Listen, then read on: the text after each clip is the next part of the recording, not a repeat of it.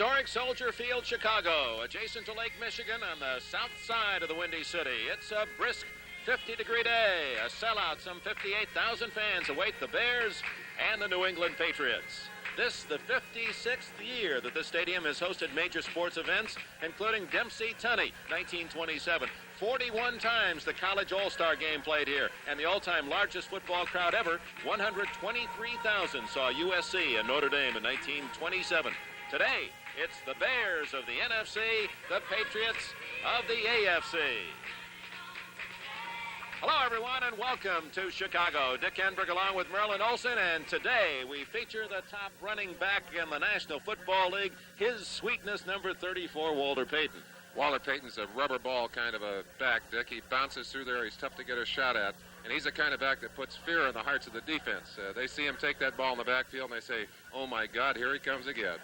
Payton averaging well over 100 yards each game, although in two of the Bears' losses, less than 50 yards. And he'll be the focal point of that New England Patriots defense. Stop Payton and you can stop the Bears. On the other hand, New England barely beat Detroit last week in an interesting development. Steve Grogan pulled out in the second half, and Tom Owen won it for the Patriots. That's the kind of game they walked away from saying, boy, I'm glad we got that one finished and just got out of the way. So it's the Bears and the Patriots. Beautiful day in Chicago, and we'll have the kickoff in a moment. NBC Sports presents the best of the National Football League, the American Football Conference.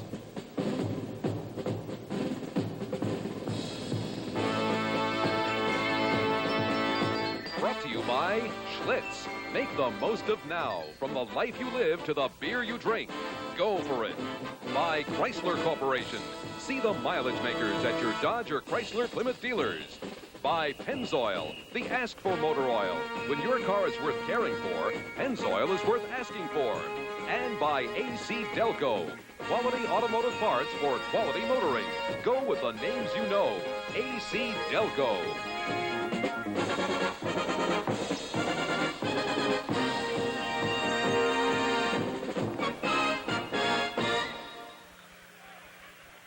Soldier Field, Chicago, on a perfect football afternoon. 50 degrees. Hello, everyone. Dick Enberg with Merlin Olsen. The Chicago Bears of the National Conference, 3-3, host the New England Patriots. 4 wins and 2 losses. And the Bears have won the toss. Will receive to our left in their navy blue uniforms with white and orange trim. And the Patriots in their white with red pants will kick it off right to left. Dick, this is the kind of day that football was made to be played on. A little bit of a bite in the air, a little cool in the stands. On the field, you can run all day, and you can see the excitement building along both sidelines. I think we're going to have a great one today. The Patriots' John Smith will kick it to Neil Armstrong's Bears. There's Ron Earhart, the headmaster of the Patriots. This is the third straight weekend that New England's been involved with a National Conference Central Division team. Green Bay, Detroit, and now Chicago. End over end, fairly short. Walter Scheid at the 3, out to the 10, the 20, and down at the 24, maybe the 25-yard line. Terry Falcon, number 68, one of the Patriots down early for the tackle. Here come the Bears on offense. They'll be led by quarterback Bob Avellini, number 7. His back's big Robin Earl, 240 pounds, number 39, blocking for the top runner in the National Football League, Walter Payton, number 34. The receivers for Avellini. Mike Cobb, the tight end, has started every game, has 1 reception. They don't throw much to the tight end. James Scott, the best wide receiver for the Bears, and Brian Baschnagel out of Ohio State, number 84. First play of the game. Earl moves up as a wing right. Here comes Payton wide right. 30, and out to the 31. A gain of 6 for Walter Payton. Let's introduce you to the men who clear the way for Payton. Albrecht, Jackson on the left side, Dan Neal at center, Reeve Sori, and Dennis Leck on the right. A very fine blocking offensive line. Well, they're really geared for the run, too, aren't they, Merlin? That's their bread and butter, Dick, and you'll see them stay with it throughout the day, and believe me, they're liable to run the ball 45, 50 times today if they get their way. Payton himself might get the call 40 times. They only threw 8 times last week against Buffalo in the 7-0 shutout win. Earl again to the right, only Payton behind Avellini on 2nd and 4. Payton up the middle, trying to pick his old fumble, and New England recovers at the 34-yard line. New England's ball as Payton who rarely fumbles. In fact, that's the first time he's carried the ball 152 times this year. The first time he's coughed it up. Number 27, Doug Bedoin recovered. A close look at Payton as he takes the ball. Looks like he has a hold of it, has it locked away. There's the pop right there. Sugar Bear Hamilton, I think, put his head right on the football. Two Patriots alertly on the ball. It was Another 71 Hamilton who knocked it loose. Sugar Bear gets free. He's got his shoulder right there. Looks like his shoulder went right into the football, and boy, there's no way to hang on to it when they hit you like that. The Patriots with an early break from the 35 of Chicago. Harold Jackson in motion. Grogan to Don Calhoun. Short yardage. Bear defense. Sparked by Mike Hartenstein, number 73, to make the stop. New England on offense with Steve Grogan, 14, starting at quarterback. He has Don Calhoun for the injured Andy Johnson. At running back with Sam Cunningham. Cunningham ever so close to being the all-time New England rusher. He's just about 300 yards behind Jim Nance's all-time mark. Francis, Morgan, and Jackson, three great receivers, and Francis so tough that he often is double-teamed, and that makes it tough for those cornerbacks on the wide receivers. Pass to Stanley Morgan, complete to the 26-yard line. That'll be just shy of the first down. Terry Schmidt, 44, bumped him out of bounds. A little bit of scrambling going on the offensive line for New England. Dwight Wheeler, of course, on the left side with Hanna. They've had to put Pete Brock in at right guard. Sam Adams has been sick all week. Glenn Kitus at center and Shelby Jordan on the right side. At the 26-yard line, New England looks at third down, a long one. Ron Fargo Earhart. North Dakota State, where his team's lost only 7 times and nearly 70 chances. Cunningham looking for the first down and plows forward on second effort. I believe he has it at the 24-yard line. Gary Campbell, 59, came up with a pop from his right side linebacker position. But Cunningham, Sam Bam, appears to have the first down. He does. Chicago has an interesting defense. They'll throw everything at you, but their regular 4-3 setup has Hampton, Osborne, Page, and Hartenstein in there on the defensive line. Liable to see Muckenstern, Buffon, Doug Buffon starting in there at the middle spot. Tom Hicks has been sick all week too. Calhoun sweeping to the right and gets a yard at best. Gary Fensick, 45, came up to support Doug Buffon. Fensick at safety, always in on the tackle. Let's talk about those defensive backs. Terry Schmidt and Virgil Livers at the corners, and those 2-minute safety, 45 Fensick and 46 Plank. Year after year, the last 4 years, they lead the team in tackles, an unusual statistic. You see some of the substitutions going in there. Chicago really is a situation defense almost entirely. You'll see almost all of their defensive players on the field at various times during this game. Alan Ellis, who has been injured, has not played in a year and a half, is in at a cornerback. Grogan screens it to Cunningham, and then Cunningham can't find the handle. He had some blockers. There were a couple of defensive linebackers over there very, very quickly to shore up the play. I don't know if he would have made that much yardage, but we'll never know now after he dropped that one away. Good smart call by Grogan. He knows that they're going to be trying to get the rush early in a sure passing situation. They just let them come through, drop the pass over. He has blockers. He has a little room. There's Huron coming in from the inside, and 58 Muckenstern also out there. But no way to carry it if you don't have the ball. 4-1-6 defense. 6 defensive backs facing Grogan. And he finds an opening at the 10-yard line. A first down for the New England Patriots as 86 Stanley Morgan catches that one around his ankles. First and goal, New England. Grogan threw that ball low and away. Morgan doing a fine job of adjusting to it. But, of course, anytime you've got defensive backs behind you, that's the way to throw the ball. You got control of it that way. But an excellent adjustment by Morgan to catch that football. So after the fumble recovery at the Bear 35, New England has marched to first and goal just inside the 10-yard line. Grogan rolling left, and touchdown, Stanley Morgan. What a throw by Grogan. Virgil Livers was ever so close to an interception that could have taken it 100 yards the other way. Dick, I don't think there are 3 quarterbacks in the league that could make that throw. He's rolling away from his strong arm. He stopped right in the middle of it, off balance, and rifled that shot into the hands of Morgan right through a defender. Stanley Morgan moves in and gives it to Darryl Stingley, who is a Chicago native, the former wide receiver for the New England Patriots, and Morgan gets the touchdown and immediately races to the sideline to give it to a man that they love so much, Darryl Stingley, now working in the scouting department for New England. John Smith boots home the extra point, and New England quickly converts the fumble by Payton into 7 points.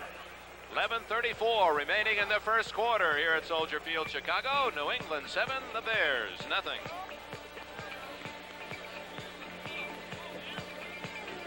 Chicago, and the Chicago Bear fans, who have not been noted Merlin Olsen for being noisy all season anyway, are really quiet now after that quick New England score. I think that's the quickest way to quiet down the local fans that there is, to put some points on the board. They did it here, and of course the Bears have got to get going. If they want to run the football, they better get back into this ball game in a hurry. Now John Smith kicks it off.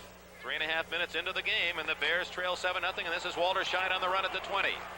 At the 25, outside at the 30, 35, 40, and finally Smith rolls him out of bounds at the 49-yard line. Lenny Walter Scheidt.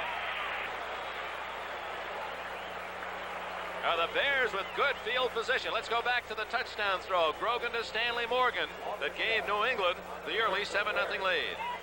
Watch Grogan now rolling against his right arm now. He's off balance, stops right there, and absolutely flat-footed, throws a strike. I don't think Livers could believe that ball zipped in there that way. Great catch by Morgan. Just a beautiful shot. Boy, and Livers was in position. If it's off target at all, he has clear sailing down the right sidelines. Walter Payton dragged down at the 47-yard line. It'll be 2nd and 6 for the Bears. We didn't have a chance to introduce you to the defense for the New England Patriots. 3-man line, Lunsford, Hamilton, and Rich Bishop. It's a fine linebacker, some of the best we've seen. Mike Hawkins, who sometimes drops to a 3-point stance. Nelson, I can't say enough about Steve Nelson. He missed a full ball game last week, was knocked out a couple of weeks ago. Sam Hunt, the Buddha, and Rod Schode on the outside. Fine linebackers. For that Hunt, you think he's king on 34 Payton today? Boy, he better believe it. Oh! Payton, little juggling act, and still makes yardage down to the 43. You know, Walter Payton can do just about anything. He's a great gymnast and not a bad juggler on that play. One of the problems back there, they've worked with 3 different quarterbacks, and all of them would have their own way of delivering that football. Payton concentrated on where he wanted to run, did a good job of sucking that one back in, and you see the moves right there. Great eyes, great reflexes. Payton's an exciting back to watch. You notice he had the football with the 2 oranges up there. Let the oranges go and grab the ball. That's right. A good juggler. And the defensive backs for New England, great corners, Claiborne and Haynes, with Bedoin and Fox at safety. It is 3rd down, a long 1. And it's Robin Earl breaking a tackle. He has the first down at the 38-yard line. Robin Earl is 239 pounds. He's got his number on his back there, 239 pounds, and a big horse. Payton is also a blocker in there. Watch him right there, going in on the cornerback Claiborne, ties him up. Earl breaks to the outside, and boy, he knows how much he has to get. That's Tim Fox bulldogging him down there. And Fox, had he not been there, Earl had no one in front of him. First down at the New England 38, 7-0 Patriots. Avellini to Payton. He gets to the 33-yard line. Mike Hawkins, 59, from Texas A&I, made initial contact for the Patriots. I talked to Walter Payton before the game, Dick, and he said I was really concerned. He said, I've worn the same thigh pads all through high school and college, and he said I thought they were lost last week. And he said I finally found them. They'd gone to the cleaners in my pants, and he said I couldn't stand the thought of having to put on new thigh pads. There's really some superstition on equipment among good athletes. He's worn the same thigh pads since all the way through high school and college, and in his career here with the Bears. 2nd down, 6. It's Earl, big hole, 25. He fumbled at the 21, and New England has it again. Earl, a big hole as they were keying on Payton wide up the middle, but New England recovers its 2nd fumble in this first quarter.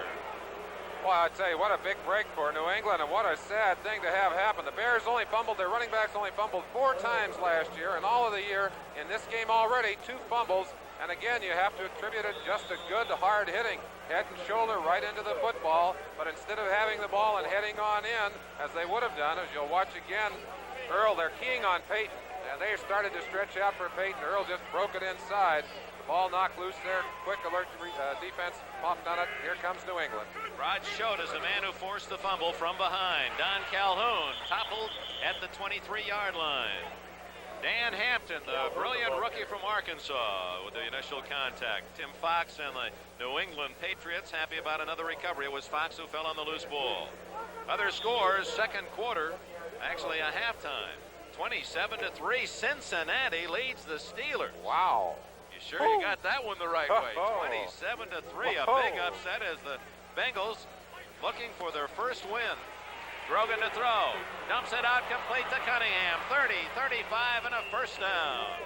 Before Virgil Livers can come up from the right corner to make the tackle along with Jerry Muckensturm, 58. Other scores, second quarter, the Giants hosting the San Francisco 49ers, 22-3. New York leads San Francisco. New Orleans, Tampa Bay scoreless in the second, and Baltimore leads Houston 7-6 in the first quarter. Those are the games underway thus far. Here it's 7-0 New England, and the Patriots have a first down at their own 35-yard line.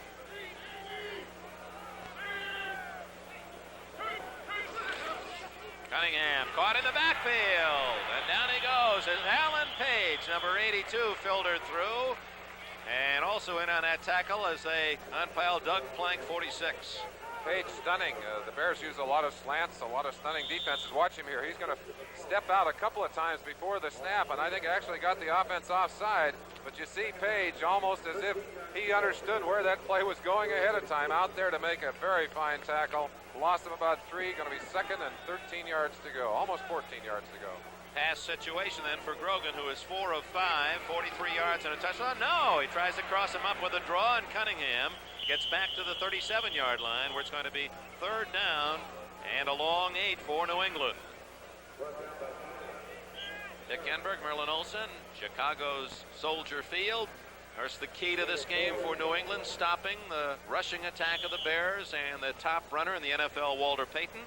And the story for the New England Patriots, the quarterback situation, and a stir last week when Tom Owen called off the bench for the first time to replace Steve Grogan to rally his team from behind to beat the Lions.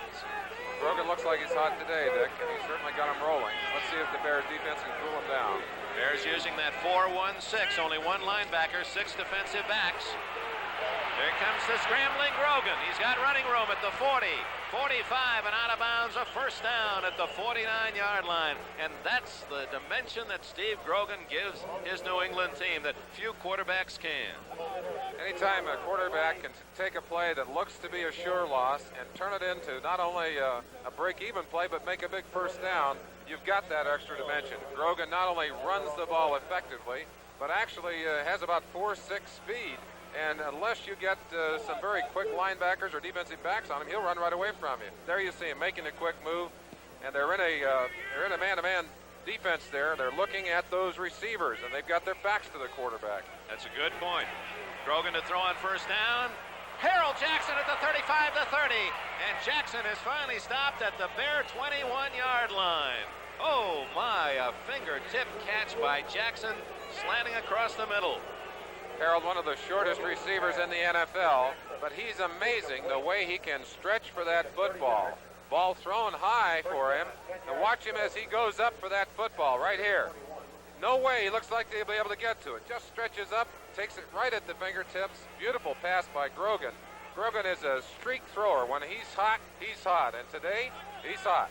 Indeed, and Jackson averaging over 27 yards a catch, and that one went for 30. Patriots lead 7-0, first down at the Bears' 21-yard line, first quarter. Sam Cunningham gets about 3 off his own left side. Cunningham from the University of Southern California, team stunned yesterday by Stanford's comeback in the second half to tie the Trojans at 21, so undoubtedly we'll see a new NCAA #1 team in the polling next week.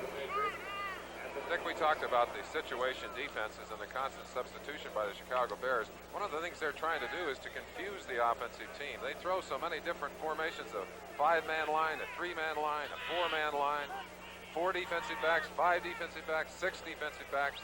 They'll give you just about every kind of situation you'll ever see. 2nd and 7 for Grogan. He fires, incomplete for Jackson at the goal line.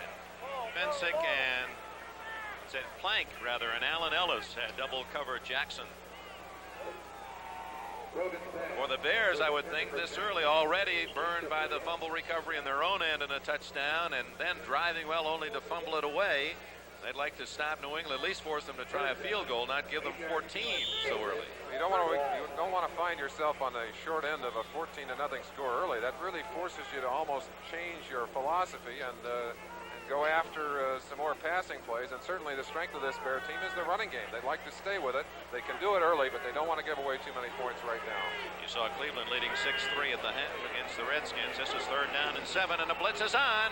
And he picks it up for a touchdown. Harold Jackson. Grogan saw the blitz coming and lobbed the rainbow touchdown to Jackson. Beautifully done by Steve Grogan. Read the blitz, as you said, Dick, and of course it's an automatic pattern then. The receiver also must read that blitz, and he knows he breaks it deep and goes for the post. Just laid the ball. Grogan just laid it out there, just kind of hung it up. You see it right now from the defensive back's perspective.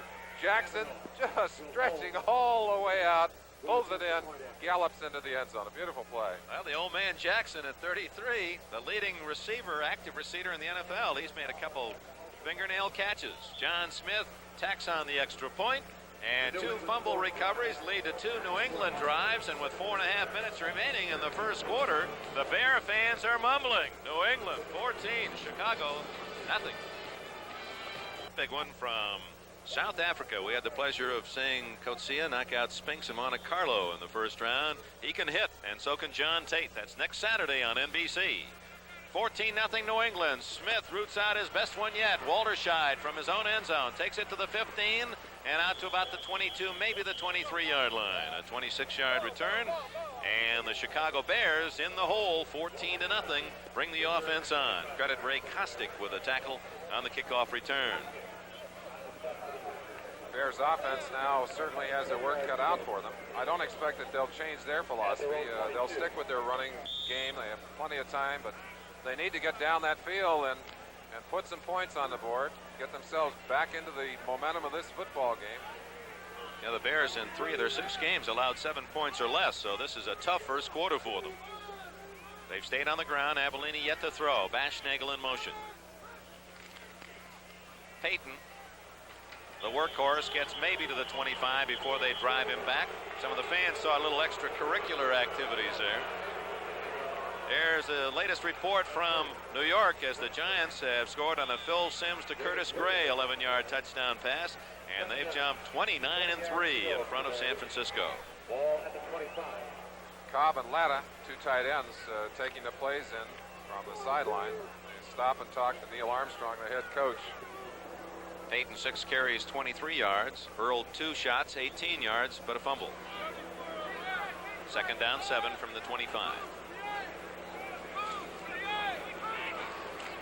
Avellini, first throw, in trouble, gets it off to Cobb. Flag is down. Cobb fumbles, but after the whistle. He was down at the 29, and we'll see if that's holding against the Bears. Steve Nelson made the tackle in the play. Holding against Chicago, so nothing going right for Neil Armstrong's Chicago club. Chicago's offense looks very tentative, very uncertain out there. I'm sure that there's a problem of having to put a quarterback who was hot like Vince Evans on the sideline, not only on the sideline but in the hospital. I mean, there's a depressing piece of business there, and Avellini has not played that much, and certainly one of the things they're missing out there is the kind of sharpness and timing that comes with that kind of an experience.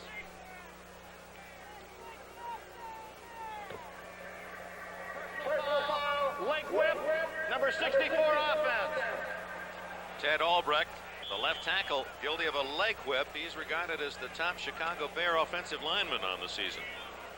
It's an unusual call. We don't see that one very often. That's when your man's beating you, just try to throw your legs out and slice him down. Well, you hate that when you're playing on defense, too. That's the one that hurts, right across the shins. 2nd down and about 17. Oh, penalty. Where is it? Walter Payton tumbled down at the 16. Apparently they thought he reset for the second before the snap, but Payton had moved. Maybe felt he was going laterally, but he certainly was moving before the snap, and no way he was set for a full second before it went. It looks again, I would comment that just looking at the Bears to get back into this ball game, they're going to have to get a little emotional. You see Grogan relaxing on the other sideline, talking to one of his favorite receivers, Russ Francis. But the Bears have got to get some big plays going here, make something happen. They're going to have to put the ball in the air a little bit. You just can't run against this New England team and live on it as a steady diet. Avellini on 3rd and 15 on a draw to Payton, and he's corralled at the 21-yard line. And listen to the fans. They're feeling as you are, Merlin, that something's got to happen with Chicago. You just can't run off tackle and guard and hope to beat a team like the Patriots already down by 14. Certainly can't, and I'm not so sure, but what New England didn't expect them to do that. They were right there to jump on it. Bob Parsons to kick. Stanley Morgan a solo safety at the New England 35. Low kick, fair catch Morgan at the 42-yard line. So New England, excellent field position as they're back on offense. A 37-yard punt, no return. Kind of reminiscent, Dick, of the game we saw against the Chargers a few weeks back. And of course, San Diego did rally. Timeout here in Chicago with a minute and a half remaining in the first quarter. List through the eyes of injured receiver Billy Brooks, then a big NFL doubleheader. Oh, maybe the biggest of this season. Wow. Early game includes the Dolphins against the Patriots, the Bengals and the Browns, Oakland at New York. Then most of the country will see the interconference clash between the explosive Chargers and the powerful Rams. Merlin and I will be in the Coliseum. Check your local listings for the games and times in your area. Grogan, red hot, hits Don Calhoun, who gets bombed at the 49, but hangs onto the football. Gary Fensick, who will offer his flicks until there's a 7-yard gain. Well, I tell you, that's one that the quarterback almost apologizes for when he hangs it up like that. And I tell you, that was a great catch by Calhoun. He was stretched all the way out, took the shot right to the ribs, and still hung on to that football. Grogan already with 99 yards passing in this first quarter, 7 of 9. He hasn't gone to Francis yet. Calhoun stopped at the 46. Mike Hartenstein led the charge, number 73. Doug Buffon also there, number 55. Buffon not usually playing on the inside, playing that middle linebacking position. He's dropped all the way from 230 pounds down to 218 pounds. Boy, that's not much size in the middle as a middle linebacker. The last Bear to play for Papa Bear, George Hallis, 55, Doug Buffon. Now a restaurateur, owns 4 restaurants, 3 here and 1 in Las Vegas. New England on 3rd down. They're 4 for 4 in this first quarter. They need 5. Grogan pitches. Horace Ivory spins out of the tackle and gets the first down at the 45. Bruce Herron, 51, had him, and Ivory on the injured list since opening night injury, an ankle injury against the Pittsburgh Steelers, and how they've missed his outside speed, and he gives them a first down. Well, they lost Andy Johnson, and getting Horace Ivory back makes them feel a lot better. And Ivory, again, we've seen the receivers from New England catch the ball well, and the backs have caught it all well. 3 different backs have made excellent catches on the football. Gives you an idea of the kind of artillery that Grogan can throw at you, and they're just tough to handle. 18 seconds left in the first quarter. 14-0 New England from the Bear 46. Cunningham trapped in the backfield, a rare deficit for 39 Cunningham as Osborne 68 and Page 82, the 2 Bear inside down linemen, made the stop. Well, I said they were doing a lot of slanting on the inside, and what happens, you end up making some big plays. Earhart wondering what happened, but that's exactly what happened. Slanted in, hit it perfectly. But the Patriots, with a couple of fumble recoveries, jump in front, 14-0 at the end of the first quarter, and we'll be right back after these messages from your local station. Field, Chicago. We open the second quarter with the New England Patriots leading the Chicago Bears 14-0. Refurbished Soldier Field, a new carpet this year, and new stands in that far end zone as you look from upstairs. New England with the ball, facing 2nd down and 12 at the Bear 48-yard line. Grogan to throw. He's been hot. Plenty of time, and now it breaks down at the 43-yard line as the Bears have their first sack. Jim Osborne and Mike Hartenstein. Grogan hanging on to that one just a little too long. Looked like he absolutely could not find anyone to go to in that secondary. Bears secondary doing an excellent job of coverage. Let's watch the pass rush. You See Osborne coming around to the outside, Page looping. That's a stunt in the middle, and it's Osborne really getting in there, gets the first crack on him. The early whistle was blown. Even if he'd have thrown that football, they would have brought it back, Dick. Now, Merlin, here's where the Patriots have been at their best. Third down. They're 5 of 5 in the game. Third and long, about 21. There goes Ivory on the draw. Breaks a tackle at the 50. He's at the 44 and to the 43. Not enough for the first down. And again, using that man-to-man defense, pass defense, Merlin, you could see many of the Bear defensive backs had their backs to the play, and Ivory was running right behind them. One of the things you do against situation defenses is you have to take advantage of the fact that they have put passing people in there. You try and run a few times against that, and when they put all the running players in there, you try and pass against that. Eddie Hare to kick. Steve Schubert stands at the Bear 10. Dying boot, fair catch by Schubert, and a tough chance at the 12-yard line. First down for Chicago. They trail New England 14-0 early in the second quarter. Now let's go to New York and an update on NFL 79.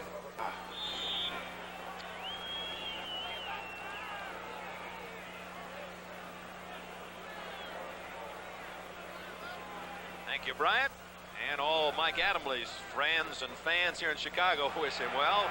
Avellini throws on first down. Greg Latta drops it, and I know what the fans are thinking. In Latta's behalf, hey, I don't get many chances. What am I supposed to do with it? A ball thrown slightly behind Latta, but you see where that ball is. It's down on the 12-yard line. The Bears have had horrible field position early in this game. Of course, New England taking advantage of those fumble recoveries and giving themselves good field position, got a couple of touchdowns early. The Bears are looking at really an 88-yard march down to the other end of the field, and if they don't get something going here pretty quick, they're going to be way, way down in this ball game. They don't want to have that happen. Bears still looking for their first yard passing. Second and 10 from the 12. Avellini tosses to Payton. He draws a crowd, and no gain at the 12-yard line. Payton from Jackson State, the first-round pick of the Bears in 1975. He was the fourth player selected that year behind Steve Bartkowski, Randy White, and Ken Huff. 600 pounds leg press, the strength, the lower body strength of Walter Payton, and he has upper body ability as well. He can still walk on his hands 50 yards. He used to do that before practice. Tampa Bay, third quarter, breaks that scoreless deadlock with New Orleans. Doug Williams hits Higgins, a 22-yard pass, 7-0. Payton would rather run for 50 yards right now, Dick. That's right. So would the Bear fans like to see that. Third and 10. Avellini. They got him at the 3-yard line. Number 85, Julius Adams with a sack for the Patriots, who have 26 now this year. They're in second place in the NFL. Well, an obvious passing situation, and they're just coming with everything. Julius Adams just quickly to the outside. Nobody even touched him. Albrecht out there, but he just blew right by him. Again, you see Avellini. He's going to get it from the blind side. Just a quick rush up the field by Adams. Just ran right around him. Now Parsons, with his heels right on the back line of the end zone, kicks it to Stanley Morgan, standing at the 45 of the Bears. Drives the kick well. Morgan has a return at the 47 of Chicago. 45 and to the 41, and a flag goes down. Apparently we have an illegal block by one of the Patriots. Lenny Waltershy, 23, made the stop for Chicago. There is a flag on the play. Illegal block on a return below the waist. As you know, on kick returns, you cannot block below the waist this year. Got a ball. And sometimes players, after all that high school and college and pro training, just forget. Well, and sometimes even when you remember, it's difficult not to end up being thrown across someone's legs. That'll march New England back a little bit. I was mentioning that this early part of this game, reminiscent of the game that the Patriots played against San Diego a few weeks ago. The first 5 times they touched the ball, they scored on every drive. The Bears stopped them on their last situation, their last drive. They need to do it again right here, and they need to force a turnover, Dick. That's what they need to do defensively. Mosi Tutupu, 30, was the man guilty of the foul. We have a timeout, 12:31 remaining in the first half. It's the Bears trailing the Patriots by 14. But John Hanna's taped hands. Well, he's really banged up this year. He's had the most injuries he's ever suffered. Grogan to throw. Look at the time. Goes long for Francis. A little too long, and Grogan all the way back to the 15-yard line, skipping. They thought he had a touchdown. A flag is down anyway. It's against New England.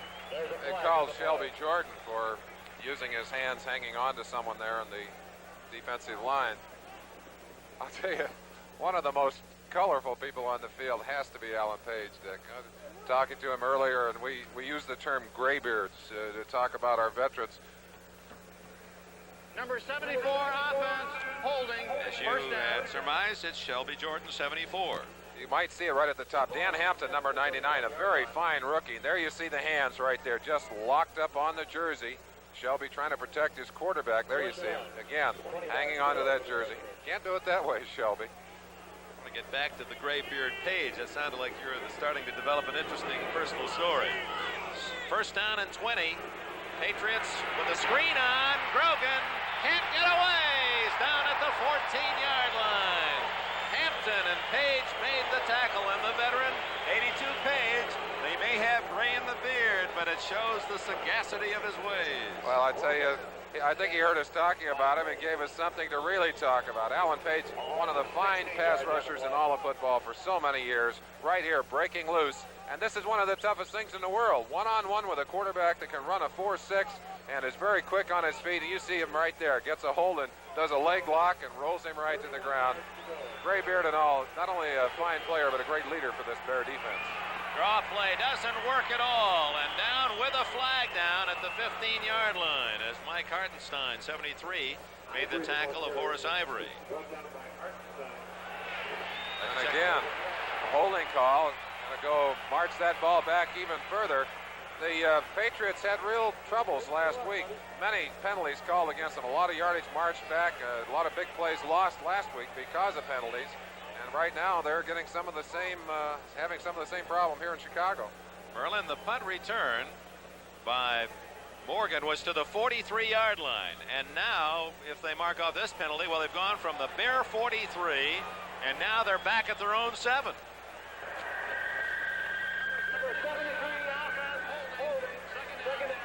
Well, actually, the Bear defense made more yardage than the Bear offense here in the early going. Score in the third quarter. Archie Manning has run for a touchdown to tie Tampa Bay. The Saints and the Buccaneers at 7. Bears with a loose pass defense. Grogan will stay on the ground. Ivory, he gets to the 10, and they're trying to tackle that football. Now that's awakened the crowd, Merlin.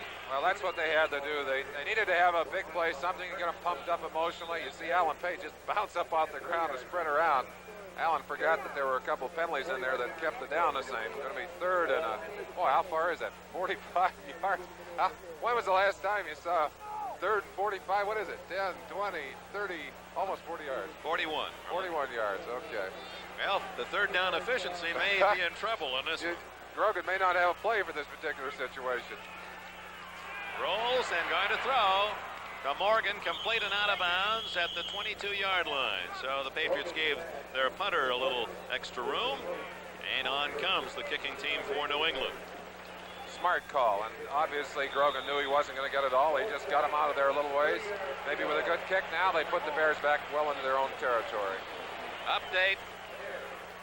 Field goal by Mosley, 18 yards for the Redskins, ties Cleveland in a low-scoring game, third quarter at 6.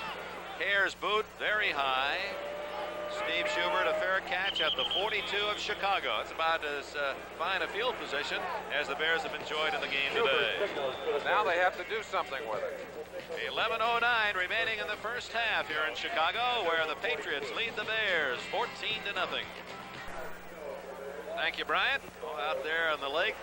This 50-degree day, that's got to be a real challenge, the weather, although I guess considering what it's been, it's not bad at all. Avellini going to throw on first down, nothing but white shirts there. 3 closest men wore New England uniforms. Crowd didn't like it.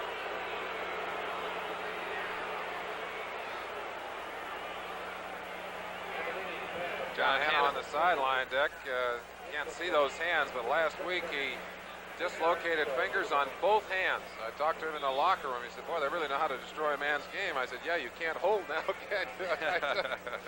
Took his game plan right away from him. You see how heavily taped they are. And tough for a man, any man on that football team to operate with dislocated fingers on both hands. From the 42, Bears with the ball trailing 14-0. This is Avellini's third pass. Has a man, and Walter Payton can't hold on at the 41 of New England. So that's 2 drops for Avellini, and he's still looking for his first yard through the air. Update, second quarter with 8 minutes left in the half in Baltimore. Earl Campbell has scored on a 7-yard run, and Houston leads the Colts 14-6. Well, apparently Kenny Myers decided they just couldn't stay with that run business. He calls the plays for the Bears from the press box through Coach Armstrong on the sideline, and they've gone to the air twice in a row. 3rd and 10, they're going to have to go back again. And without success, two men that could have caught the ball, but the ball slightly off target in both cases, and goes for naught. Payton really would have had some running room, too, had he caught that one. 3rd and 10 from the Bear 42. Avellini under some pressure, dumps it off. Robin Earl struggles and may have made the first down. The fans cheer the first Bear completion.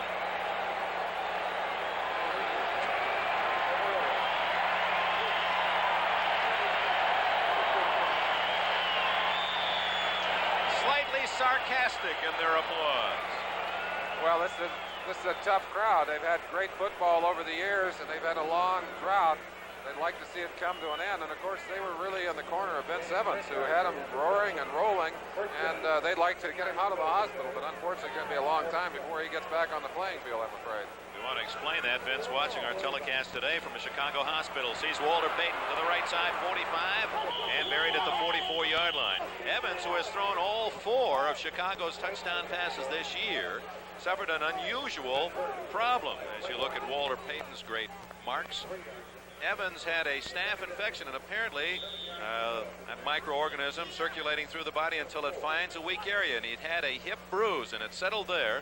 Had extremely high temperatures this week, near 105 degrees, and they feel now they don't know how long it will take, but he probably won't play for a month, and that's really a terrible setback for this Bear organization. We certainly would extend our best wishes for a speedy recovery to him. That's a real loss for this Bear team, and a personal loss, I'm sure, for Evans, who was really coming into his own. On the blitz, and that should be a forward pass, and it is. No, they're going to call it a sack at the 46-yard line. Avellini had his arm going forward, but Mel Lunsford had him tackling and in control of Avellini. They're calling it a sack, the second for the Patriots. That's the second of the day for both teams. Boy, I'll tell you, that Mel Lunsford usually plays the run. You'll see him coming on just like a freight train. Julius Adams from the other side. Those are 2 very big and active defensive linemen. Now the Bears, who had invaded New England territory, now back in their own half of the 50. I'd like to thank WMAQ-TV, our NBC-owned station here in Chicago, for furnishing their new News Center 5 helicopter to give us those beautiful aerial shots of the game here at Soldier Field.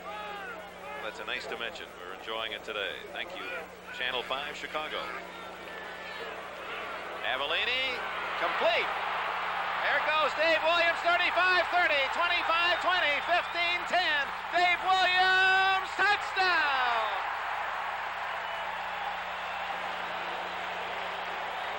Dave Williams, acquired by the Bears just before the opening game when they lost 2 backs by injury, open over the middle, and Bob Avellini has his first touchdown throw of the year, 54 yards.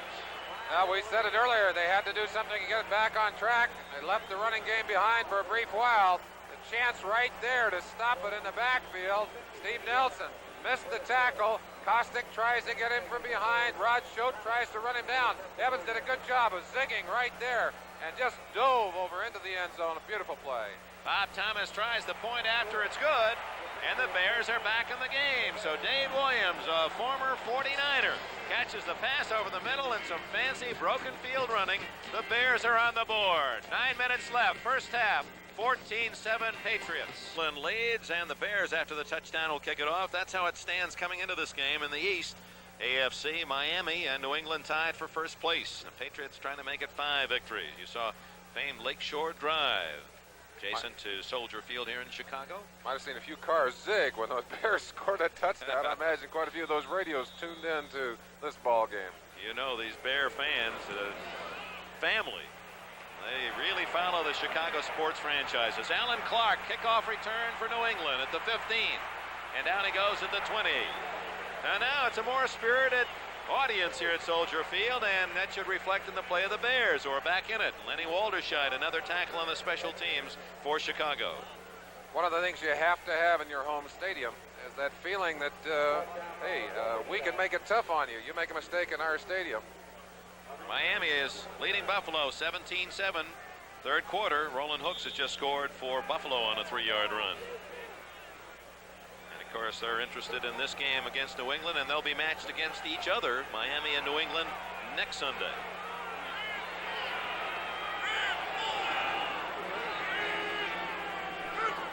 From his own 20, Grogan on an option run is dropped at the 20-yard line. Dan Hampton, who saw a lot of that action when he played at Arkansas, Southwest Conference, made the play. 99 Hampton, the giant rookie, 6'5" and 252 for the Bears. He still has his pet pig, Pork. Well, he was corralling some people on the other side. He's really come into his own, has all the physical talents, and certainly learning how to use those hands, quickness.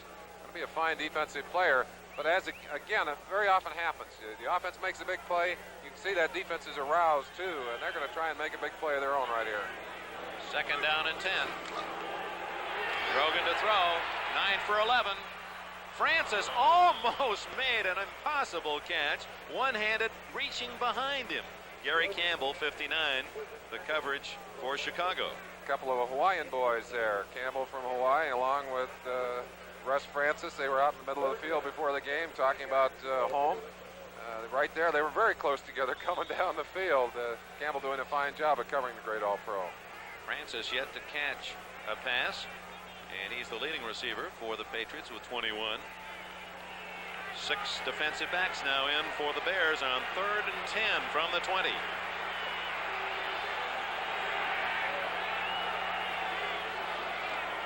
Blitz. Grogan gets away. Ivory complete. First down at the 35. Grogan extricating himself from one of those impossible traps and making yardage. Now, we talked earlier about the great advantage the quarterback with mobility has. You saw the run earlier, and now he uses the run to get extra time. And you give good receivers extra time to run in that defensive backfield, they're going to find an open spot. And he throws so well against his body as Ivory finds the opening. Now Grogan running left and throwing back against his body, and a perfect throw. Archie Manning, one of the only other quarterbacks in the league today that I know that is strong enough to make that kind of throw. Patriots continue to make the yardage on 3rd down. Now it's 1st down, and Horace Ivory trying to get outside. Cannot. Down at the 36-yard line. Good lateral pursuit by the Bears, led by Jerry Muckensturm from Arkansas State, 4th-year linebacker. Now let's check the Bears division, the NFC Central. Tampa Bay in front by 2 games. They beat the Bears in a close game here at Soldier Field earlier. Minnesota tied with the Bears, and it's Green Bay and the Lions. But it's early, and Neil Armstrong said you look down the list, and some of the teams have not had the injuries we've had, and there are plenty of games to go. A couple of key injuries can turn a season around. Grogan, play action, roll. Wide open Jackson, and bumped out of bounds at his own 44-yard line by Virgil Livers. It is a 1st down or not? Not enough. No, he's short of it. He had to come back for that football. Grogan putting it on target. Could be 3rd and just less than a yard to go. But again, you get the feeling of the tremendous explosiveness of this New England offense. They have great outside receivers. They got a tight end that can block and catch the ball. They have good running. They can get outside with Ivory, and all of their running backs can catch the football. Boy, I tell you, it's a tough offense to stop. 3rd and 1. Ivory outside, 1st down and more at the 48 of Chicago. Finally tackled by 44 Terry Schmidt, the left corner from Ball State. Originally signed with the New Orleans Saints back in '74. Ivory gives the Patriots even more dimension. While he was hurt, the defenses knew that the Patriots couldn't run wide. In fact, Grogan was their best outside runner. Now with the speed of Ivory, the power of Cunningham and Calhoun inside, Grogan's legion of outstanding receivers, it is a difficult team to defense. Not only that, but he says he's 85%. Sugar Bear Hamilton there with the nice pack on his thigh. Must have taken a bruise. Grogan to throw, first down. And it's Harold Jackson again, run out of bounds by Livers at the Bear 42. And again, a most accurate throw because Livers was right on his man. Well, Jackson and Morgan both have outstanding speed, and Livers just giving Harold enough room, and I'm sure Harold's gone back and said, hey, he's playing me off. Let's work him over, force him to come up. But as you said, Dick, that ball had to be right on the money. Livers made an excellent reaction to the ball, could not get up in time to bat it away. Again, the strong arm of Grogan comes into play. Jackson not used much this year by Grogan, has 4 catches, 64 yards. Harold had only 11 in the first 6 games. Cunningham has the first down and more to the 35. He burrows, and the Patriots are on the march. They lead 14-7 with 5.5 minutes remaining in this first half. We pause briefly for station identification. From Chicago, this is the NBC Television Network. WMAQ-TV, Chicago. First down, New England at the 35-yard line. Dick Enberg with Merlin Olsen. We're late in the second quarter in Chicago, where the Patriots with the ball in the lead. It's a draw play to Cunningham, and he's down to the 27-yard line. A gain of 7 on first down. Blitz was coming on that one, and that looked like Buffon ran right past him before he realized that Cunningham had the football. Cunningham doing a fine job of just kind of hesitating and hanging in there. An excellent job of mixing the plays, screens and draws, short passes. I wouldn't be surprised to see Grogan use Jackson or Morgan with a short out and then up. They've tried to work Livers over the short passes. Now they may take him deep. 4.5 minutes left. It's Calhoun close to the first down, just shy at the 25. Calhoun, 4.5 speed and 212-pounder. And Grogan indicates to the sidelines it's short by that much. Sam Adams coming onto the field. Adams been sick all week. They'll put Pete Brock at the other tight end. Hasselbeck, their normal number 2 tight end, has been kind of hurt during the week. Had an ankle problem. Hasselbeck is in there, so we got 3 tight ends in there. And the Bears counter with an extra defensive lineman, Ron Rydolph, 76, as they're shoulder to shoulder, anticipating the run. And it's Grogan sneaking it ahead, and it appears he made it. As he lurched forward, then pushed back. Yeah. We'll see. See where they mark it. They actually put Pete Brock out at the wing position, but they use him as a 3rd tight end in that situation. First down as Grogan straight ahead behind his own left guard. Not a bad man to run behind, John Hanna. I'll tell you one thing. I'm glad that when I was playing defensive tackle, I didn't have to play against John Hanna every week. 6'2", 265 from Alabama. Rated the number 1 lineman in the NFL last year. Where's number 73? Patriots leading 14-7. First down at the 25. And Grogan wants to throw. Toward the end zone, incomplete. Livers on the coverage of, well, it could have been to Russ Francis or to Stanley Morgan as they crisscrossed down to about the 5-yard line, and no one near it. It looked to me like it was going to Francis. Gary Fensick was right on top of him, and I think he may have just have tossed that one away. Look at Grogan as he drops back. Watch Francis now, 45, Fensick right on top of him. The ball thrown high, but I think he just chucked it away. He saw he was covered, and rather than take a sack, he unloaded it. Grogan and that catcher's squad in the huddle to call the plays, 2nd and 10. Grogan now makes his home in the Boston area, but returns back to his native Kansas in the summer to work the fields. He likes to ride that combine in the wheat fields. Trying to ride his team into a bigger lead, 14-7, second down throw. Intercepted! Doug Buffon, the veteran Buffon, makes the play at the 16-yard line, and they love him here in Chicago. He represents a link to the past.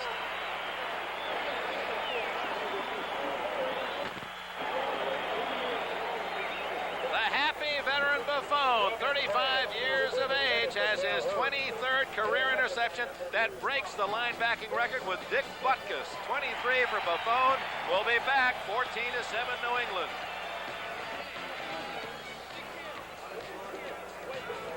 .55 stretches up, pulls it away from Stanley Morgan, and the 15-year vet breaks it away, gets a few extra yards.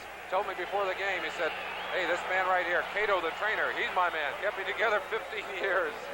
Well, the Bears, down 14-0, have stopped New England after the Patriots had it 5.5 minutes without any points. Robin Earl, big hole, gets to the 22-yard line. And not only did the fans cheer Buffon on the interception, another roar went out when we were away on commercial because the score from Tampa Bay was announced.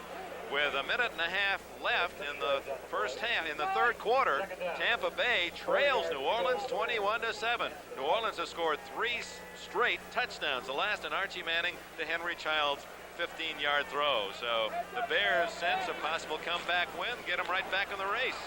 Payton running into a lot of traffic, and looking at him, he carried a couple of men across the 25 to the 26, and that'll be a first down, I believe. Payton has a unique ability, Dick, to find a hole with his body, just almost like a worm. He'll get up in there and slide and jiggle and twist, do whatever he has to. He makes a tremendous amount of yardage after he's hit for the first time. I think that's the mark of the great back. St. Louis has taken the lead 13-7 against Philadelphia. Steve Pisarkowitz to Mel Gray, but the news there is not all good. Both starting quarterbacks, Jim Hart, Ron Jaworski, have been taken out with injuries in that game. No report on the seriousness of those injuries to Hart and Jaworski. First down, Bears at the 26th. We're working toward the 2-minute warning. First half, Avellini. Complete and then dropped at the 50-yard line. It was intended for James Scott, number 89, the leading receiver for the Bears in terms of the long ball. He has 13 catches, averaging 18. Raymond Claiborne, 26, brilliant left corner for the Patriots, right on him. Claiborne over to tap a hand on the shoulder of Mike Haynes. One of the toughest positions to fill in football, those cornerback positions. And the New England Patriots have 2 of the finest in football. And the great advantage of having corners with speed is that you can put them one-on-one on those fast receivers. It gives you tremendous flexibility with your defense. It allows you to blitz when you want to. All the rest of it. You got the whole package. See from that aerial shot, you can see how they had 123,000 here once, how they've closed in this stadium. Walter Payton reversing, coming back across the 30 to the 31. That'll make it third down. And a long 5 for Chicago. At one time, 123,000 people saw Notre Dame and USC. 1927 was the year. And you see they built those stands to close in the field. It used to be able to go almost halfway into the loop here at Soldier Field. We'll be back.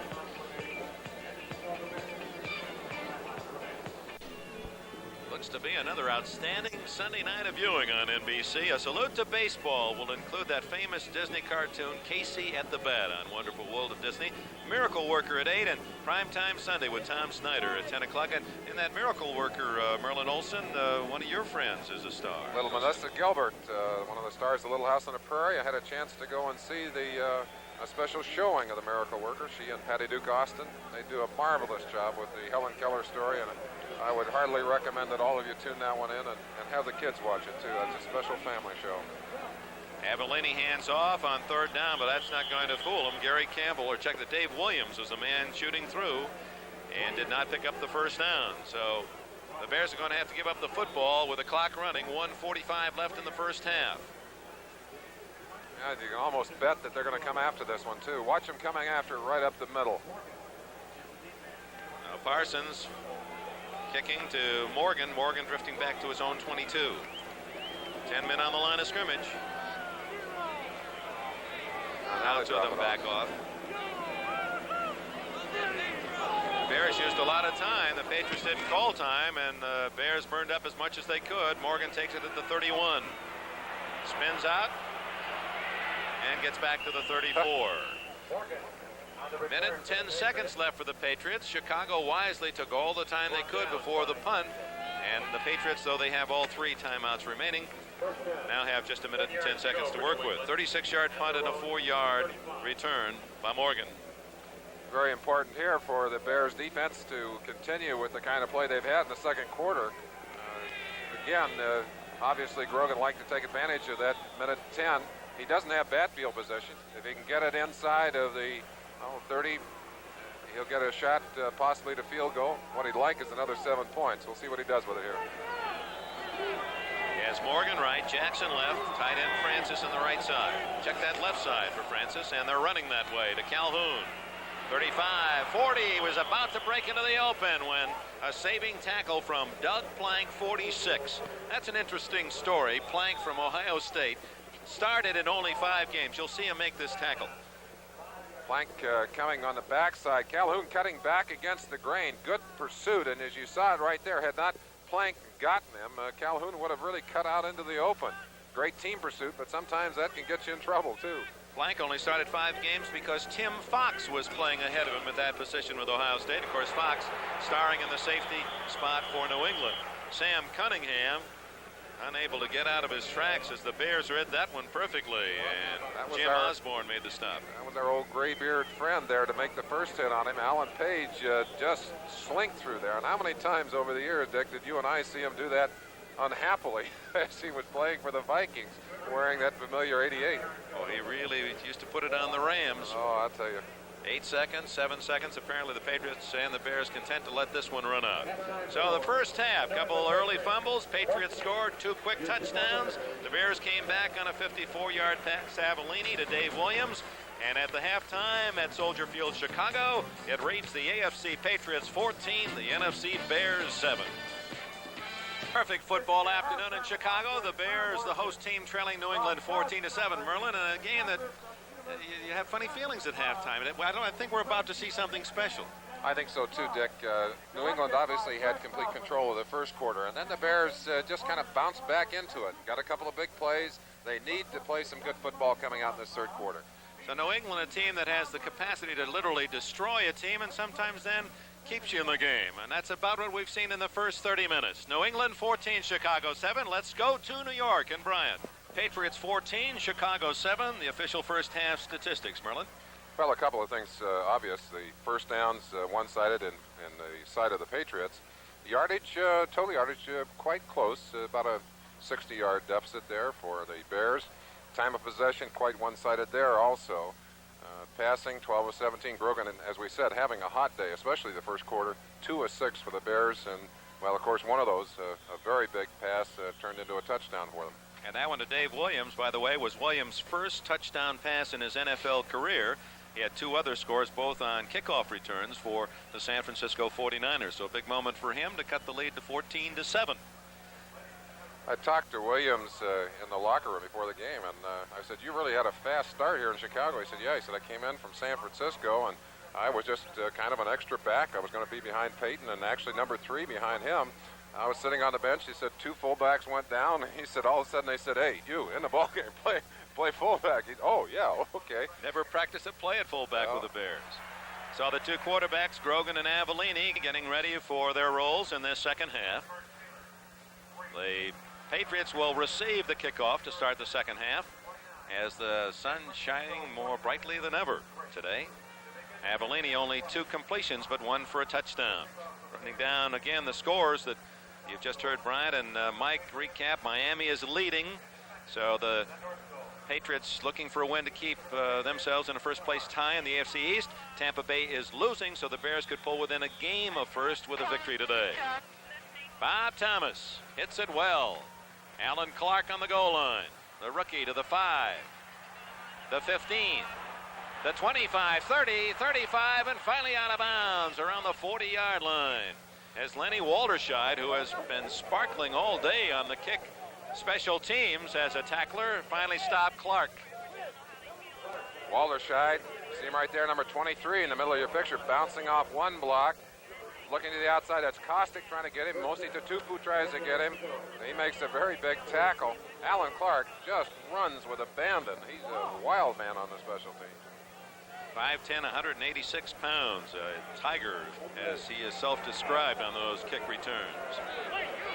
First down, and Grogan goes to the air. First play of the second half. Incomplete to Stanley Morgan at the 45. Virgil Livers there to bat it away. Livers, a story too. He's perhaps the smallest, or at least the shortest defensive back in the NFL at 5'8.5", but a mighty mouse, very strong and extremely fast.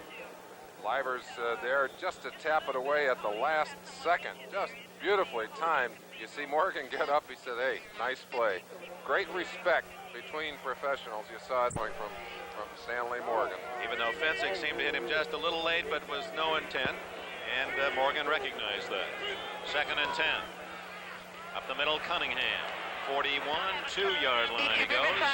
Tackle made by Jerry Muckensturm, number 58. One of the Bear players, it's number 45, Fensick, coming off. Looked like he might have pinched a nerve in his neck. Holding the side of his head off to gets a little treatment there as he walks to the sideline. Doesn't appear to be hurt badly. Yeah, there he is. He goes to the arm. The numbness, you can almost see that from up here. He reached to the arm. You saw the score. Otis Anderson has scored on a 1-yard run for the Cardinals to give them a 20-17 lead over the Eagles in the fourth quarter. 13 minutes left. 3rd and 5. Grogan down the middle. Complete to Francis at the 45, the 40, and he's all the way to the 33. The Patriots go to the big guy, tight end Russ Francis. Russ Francis, one of the class receivers in all of football. Big tight end that can block for you, and then he can do this. He can get open, and he can catch the football.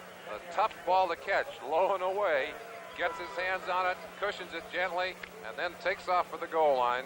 That's Walterscheid making a saving tackle. Again, quick release to the outside, gets cleanly off the line. Linebacker's got to do a better job of keeping him on the line. Awfully tough to let him in that open end into the backfield. First down play, it's Horace Ivory. Cuts back at the 30, and he's inside the 25, near another first down. Ivory about 10 yards. With 11 and a half minutes remaining in the fourth quarter at Tampa Bay. Look at this one now. 28-7. New Orleans has scored 4 unanswered touchdowns. The last by Tony Galbraith, a 20-yard run. So it appears the Buccaneers about to suffer their second loss after winning their first 5. Big news, of course, to these Chicago Bears as they're locked up in the divisional race with the Tampa Bucs. Of course, the other big upset today, Cincinnati leading Pittsburgh 27-3 late in the third quarter. On first down, Calhoun gets about 5 yards as he slams up the middle. Muckensturm and Buffon make the stop. Dick, over the last few weeks, New England has been a little listless, kind of a tentative football team. They've not played effectively, and throughout the year they've tended to start aggressively and then kind of slack off in the third quarter. They've only scored 14 points in the third quarter all year. They appear to be moving it pretty well here. Indeed, and now have it second and a long 4.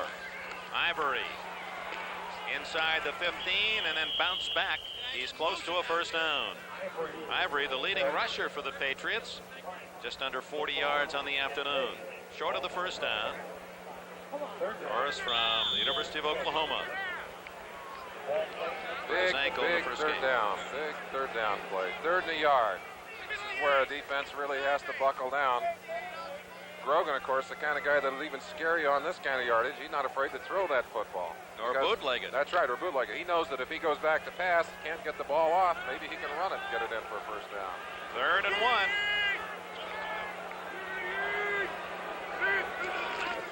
He is going to run or throw. Throws to Francis. First down at the 11-yard line. A solid tackle by Gary Campbell from the University of Colorado, number 59, but they only needed 1. They got 4. Well, that puts the pressure on you defensively. When a quarterback is not afraid to throw the football on 3rd and short, he forces you to do different things than you like to do. You like to be able to put your whole team right up there on the inside. But when you have great receivers and you have great confidence in your arm, you do what Grogan did right there. Drives you crazy on defense. Interesting, it was Campbell and Francis again saying aloha on their contact to Hawaiians. And a lot of folks watching out there this morning in beautiful Hawaii. Sam Cunningham, little beauty there, except socks from about 3 different sides by Bear tacklers, a gain of about 3. And again, Gary Campbell in on the stop. Alan Page had a piece of the action. Talking about Hawaii, Dick, I'm sure the calmative is flowing at Kapalua on a day like today, looking out over that bay toward the other islands. Cunningham and Dwight Wheeler, 62, shaken up on that last play. Wheeler, of course, playing that left tackle spot, vacated when Leon Gray was traded to Houston. Well, that puts him in a bind now. That sends Sam Adams back into the game. They didn't want to have to play Sam, put Pete Brock over on that left side. That means Pete will be playing the second position of the day. 34-3, the Bengals looking for their first win, leading Pittsburgh. We understand at one point the Steelers had fumbled 9 times and the Bengals had recovered 7 of the 9.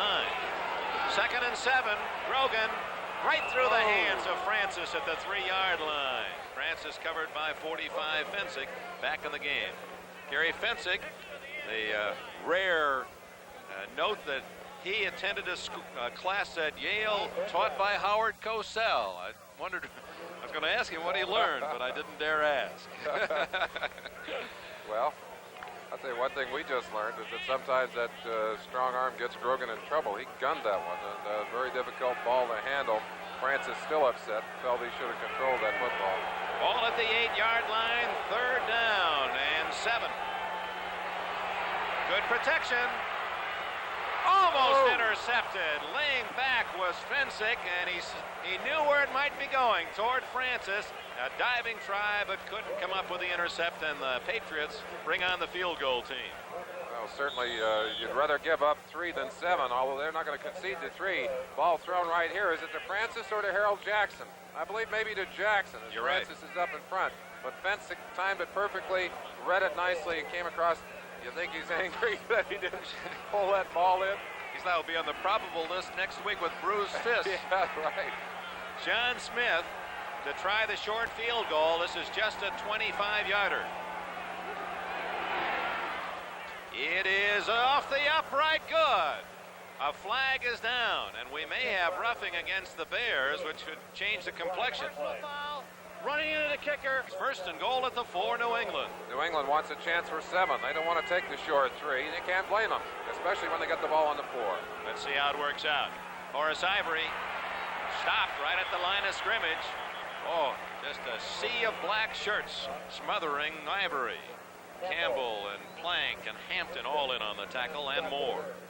Certainly have been impressed with the aggressive play of the Bear defense. They're a tough defensive team. They don't have the great standout defensive players that you would have on some other clubs, but you certainly have very aggressive and very consistent play across the line. Now the Patriots gave up the 3. It's 14-7. Lost a yard on that one. 2nd and goal at the 5. Calhoun slips outside, and there are the Bears again. Number 24, Livers, makes the play. How many times have we seen it, Dick? A player makes a mistake, gets penalized, comes back with a great play. You saw it right there. Back, bounce to the outside, and Livers was right there. A very dangerous play. Calhoun stopped here briefly to the inside, sees an opening to the outside, and breaks it away. If Livers does not make that tackle, Calhoun is faster than Blank. He might get it out all the way into the end zone. They lost 4 yards, and it's now 3rd and goal at the 9, and the Bears look for the pass. Big play, 14-7 New England. Grogan looking toward the end zone. Instead goes short, and Ivory doesn't make it. Out of bounds at the 4-yard line. Now they'll get another chance at the field goal. Well, and of course, the Bears will get another chance to block it. And Tampa Bay falls behind 35-7. That game is at Tampa Bay.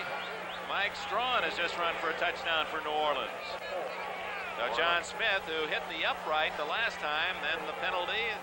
New England went for 7. He gets a second opportunity. This is not much more than an extra point. And by the way, an extra point, Smith has a current active record, 58 in a row. It's only 21 yards away. And it's good. Now the Bears certainly made New England earn that 3, but Smith consistent. Hits them both, 1 counts, and we have a timeout. 8:49 remaining in the 3rd quarter. Patriots 17, the Bears 7. Features on NFL 79 next Sunday at 12:30 will be a Steve Grogan special, and then Miami and New England could well be fighting for first place in the AFC East. Most of the country will see that one. Others will see Oakland, New York, as you saw the lineup. And the second half of the doubleheader, most of you will see San Diego and Los Angeles at the Coliseum. Merlin and I will be there. Houston, Seattle, the other late game. A big, big NFL doubleheader on NBC next Sunday. A lot of great football. John Smith kicks it off. Short. Walterscheid, you heard him yell out, you. Ricky Watts, the rookie, at 20 to 25, hurdled out to the 30 and out of bounds at the 32-yard line. You could hear Walterscheid as he said, you, meaning I can't get to that ball, and the rookie Watts from Tulsa returned it to the 32. Check the scoreboard. Well, Pittsburgh perhaps too late. Fourth quarter, 7.5 minutes left, scores its first touchdown. Bradshaw to Stallworth, 33-yard pass, but Cincinnati has a big lead. Taking out all that frustration. Boy, they got a belly full of that in the early going this year. Cincinnati hungry for a win and trying to get it against the world champion Steelers. Avellini, first down, toss to Payton. Tripped over his own man out to the 33-yard line. Feared that Robin Earl was a man that couldn't get around. I think really the play made by number 40, though, Mike Haynes, very aggressively. I don't think anybody plays their corners closer to the line than New England. Haynes up very quickly, actually forced Payton to dip inside before he wanted to. Didn't give him any room to run. Payton had to cut before he wanted to and had to go across the heels of Robin Earl, as you said, and trip. But forced by the good defense of the New England Patriots. First final, Miami has won, so New England needs a victory to stay tied for first in the East. On 2nd and 8. Big hole again for Earl to the 40, but a flag is down, thrown by the referee. And it's backfield in motion against the Bears. Boy, every time they fake Payton wide and give it to Earl inside, he has a huge hole. Well, you got to believe that there are a bunch of those New England Patriots saying, hey, if he's going outside, let's get there ahead of him, which is pretty hard to do. Illegal motion, number 65. Against the guard, Noah Jackson, 65. Meanwhile, at Baltimore, Houston has scored again. There's a look at Jackson, number 65. Wanted to get over and cut off the linebacker. And, of course, in stepping too quick, nullified what was a very fine gain. So it is now 2nd and 13 for the Bears. Ball back at their 29-yard line. Houston 21, Baltimore 6. Earl Campbell has scored his second touchdown, a 20-yard run. Rod Schote, 56, valuable linebacker, goes out. Four-man rush coming here. Avellini to throw.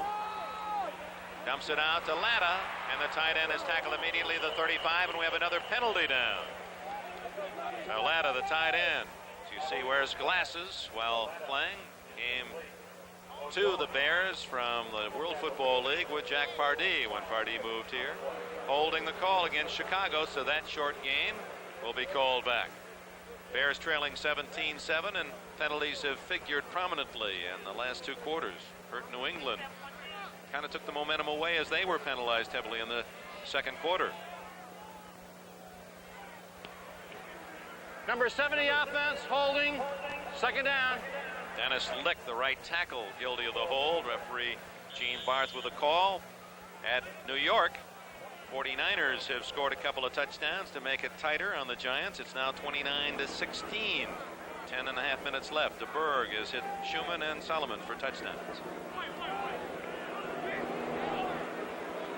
2nd and 22 for the Bears.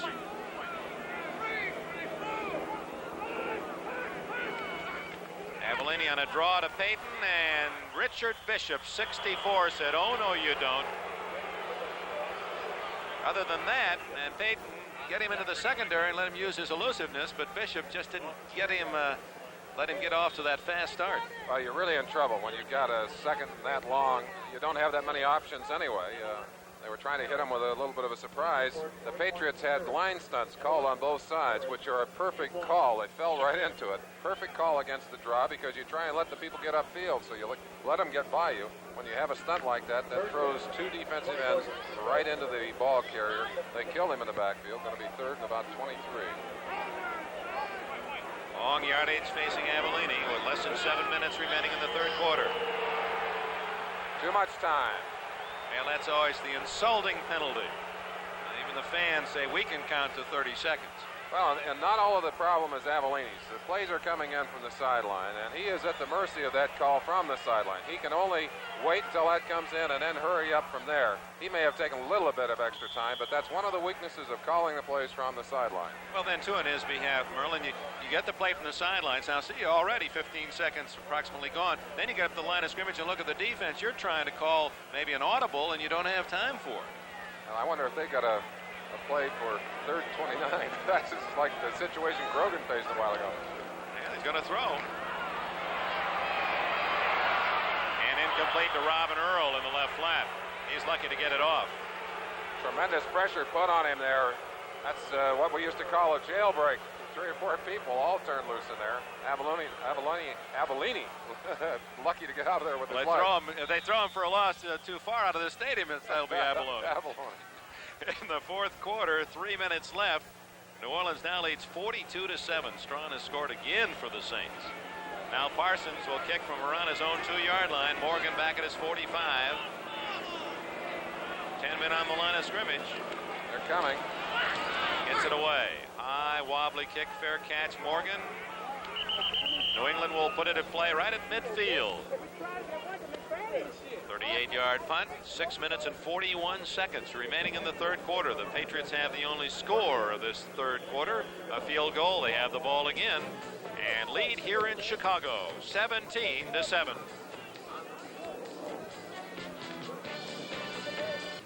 A reminder tonight on NBC, on Wonderful World Disney, Baseball Fever includes that great cartoon, Casey at the Bat. Miracle Worker tonight, Patty Duke Austin, Melissa Gilbert, and then primetime Sunday, Tom Snyder. Big night on NBC this evening. Patriots ball, midfield, leading 17-7. Here comes the reverse to Stanley Morgan. At the 50, 45, good running to the 43, and a gain of 7. Interesting call to come back out. Patriots obviously wanted to get the big break on that one. They ran a misdirection play. Play opened up briefly, and Morgan with that great speed for a second looked like he might get it all the way, but some good recovery in the defensive secondary. Third time they've called this play, Merlin. Morgan has made 20 yards the first 2 times. Grogan, a good job hiding the ball on his hip. It really melded in with those red pants. I wonder if they went to the red pants for that reason. Well, I don't think so, but it certainly helps. 2nd and 3 from the 43. It's Ivory. Down short of the first down at the 41, and they stole the ball, but after he was down, Gary Campbell came up with a pumpkin. Be another 3rd and short. Bears have had a lot of this 3rd and short during the day. And of course, again, as we said, Grogan really has the option. If he can consistently make yardage and get into a situation where he has the option at first. That's Gino Cappelletti, sitting with Tim Fox, number 48. Cappelletti, one of the great kickers in the past history of the AFL, and now a coach, a special teams coach for the Boston Patriots. 3rd and 1. It's Calhoun. No, did not make it. He's short of that 40-yard line. And again, the Bears show they are a strong team versus the run. Very aggressive play by the Bears on defense. Good line surge, but the Bears were equal to it. Over on the right side, Hartenstein and Alan Page doing an excellent job. Actually, Ridehalgh in there in place of Page. Page is not the biggest tackle in the world, playing at about 220. Grogan, you'd see how he reacted. He was hoping he could influence the decision by going back in the huddle on 4th and inches, but Earhart said no, leading 17-7. Don't give the Bears a chance to stop us and pick up some quick momentum. Hare, oh, did he hit that one? That lands out of the end zone. Straight down the middle, so first down on the touchback at the 20-yard line. The net on that one is 20 yards. Never could quite understand why not even try to go toward the sidelines. But I guess there after the low snap, he just wanted to be sure he got it off. Well, he drilled it. And you know what happens a lot of times? The kicker thinks he's just going to pooch it. Hits it easy, and whap, away it goes. Just like off the tee, you don't try so hard, you seem to hit it farther. New England still leads 17-7. Bears ball trailing 17-7 late in the third quarter here in Chicago. Avellini to throw and has some time. Now he's in trouble. Mel Lunsford eats him up back at the 10-yard line. 3rd sack for the Patriots. They now have 28 for the year. That's the very kind of play that a man with the mobility of a Steve Grogan can turn from a great disaster, really, into a possible big gainer. Avellini rolling out, little play action right there, looking for a receiver, cannot find anyone. Decides he's going to run, but can't get away from Mel Lunsford, who just crunches him. Rod Schote, 56, coming in from the outside, really taking away his only escape route. Neil Armstrong obviously soured by that first down loss of 10. 2nd and 20. Bears have played this third quarter in the shadow of the goalpost. Flanker screen to Scott. Gets a block. 15. Breaks a tackle and skips out of bounds at about the 20-yard line. Good block by Ted Albrecht, number 64 in that screen. Julius Adams made the tackle. Final score, New Orleans beats Tampa Bay 42-14. Mike Ray hit Jimmy Childs' 21-yard touchdown for Tampa Bay in the final minute. So New Orleans with a big win, and Tampa Bay, a great defensive team, blown out at home by the Saints. I believe that was Scott's first reception on the day, and one of the things that they have tried to do is to take away Scott and Payton, and they've done a pretty good job of it today. 3rd and 10. Avellini sets him up at his own 20. Complete, but short of the first down is Dave Williams, the man who scored the touchdown on the long pass and run in the second quarter. So the kicking team comes on for the Bears. Had a most interesting, is there a flag down? No, there is not. Interesting experience, Merlin, this week. On Thursday night, we were down in Raleigh, North Carolina I know you're very much involved in the MS drive out in Los Angeles. And they roasted Al McGuire and Billy Packer. And were there some lines. That was a marvelous evening for charity, and some thousand people really enjoyed it. Now the folks down there in North Carolina treated us richly. Stanley Morgan on the run at the 33, the 40. And out of bounds at the 45, so that's a difference. The Bears start at their 20 or less, and New England basically opening a drive at midfield. A flag is down. A few emotions flaring earlier as Reeve Sorty, 69 of the Bears, had come down and thrown a late block on that last play. Some of the New England Patriot players a little upset. You see it right here, Sorty number 69, right? That's not a block. That's not just a block. That's Rod Schott.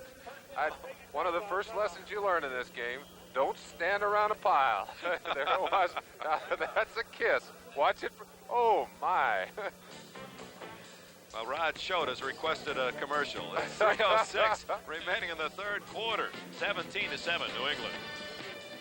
Sears Tower, 110-story giant, downtown Chicago.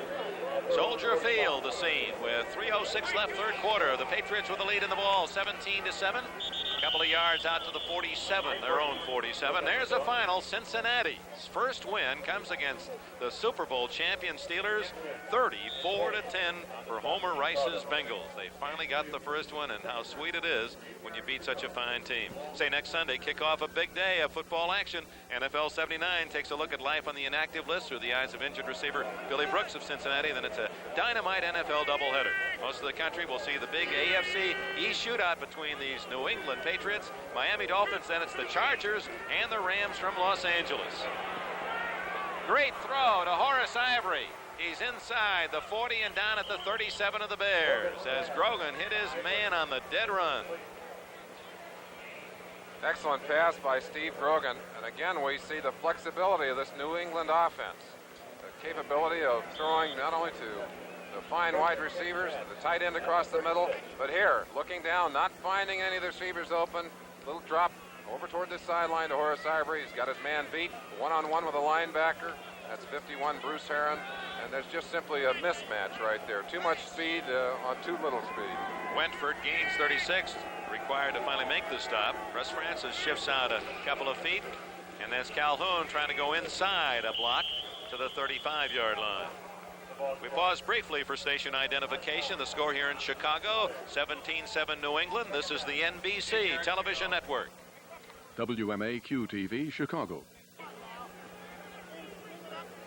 Dick Enberg with Merlin Olsen. Third quarter, a minute and a half remaining here in Chicago, where the New England Patriots, who had an early 14-0 lead, Bears scored in the second quarter. Patriots with a field goal here in the third quarter. And New England has the ball at the 35 of Chicago, second down and 8. Steve Grogan, a big day pitching, 16 of 24 for 200 yards. Fires, intercepted! Doug Buffone has his second interception today. How do you do?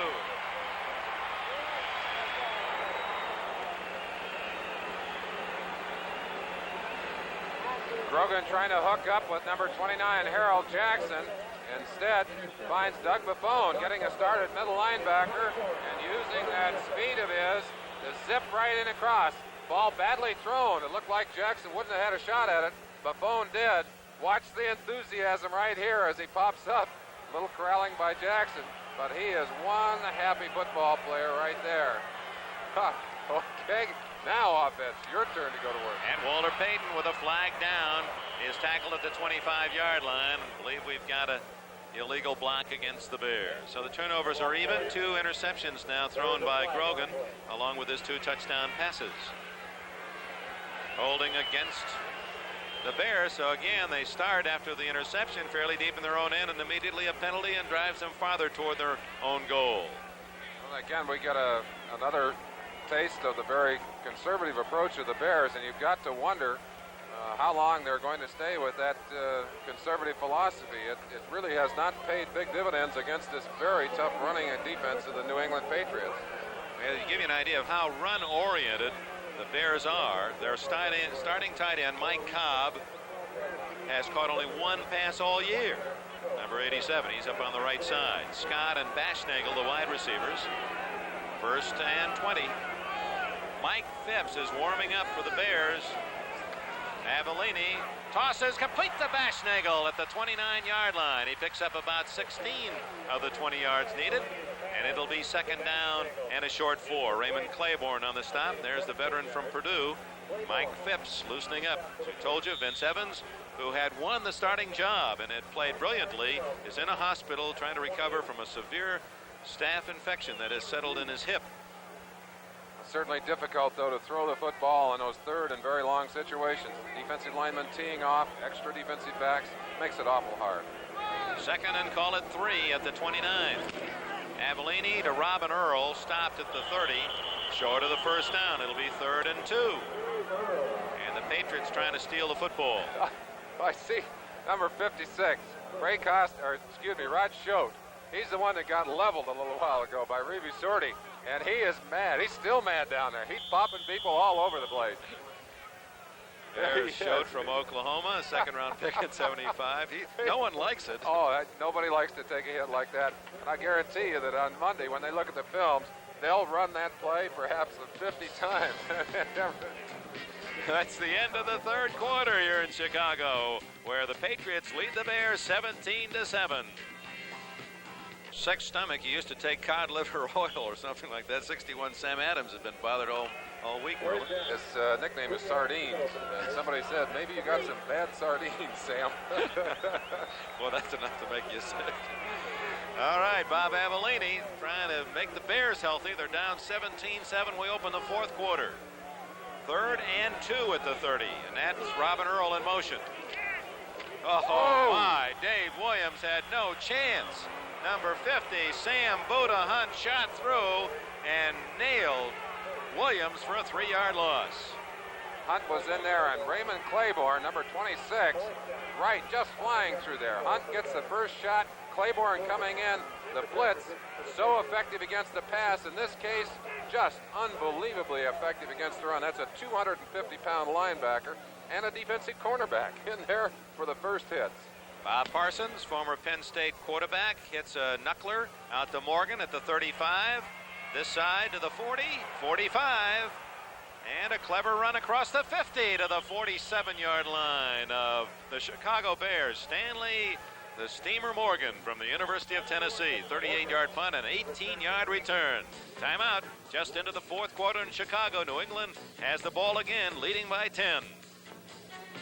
Up for the Monsters of the Midway. Soldier Field in Chicago. Beautiful day here in the Midwest.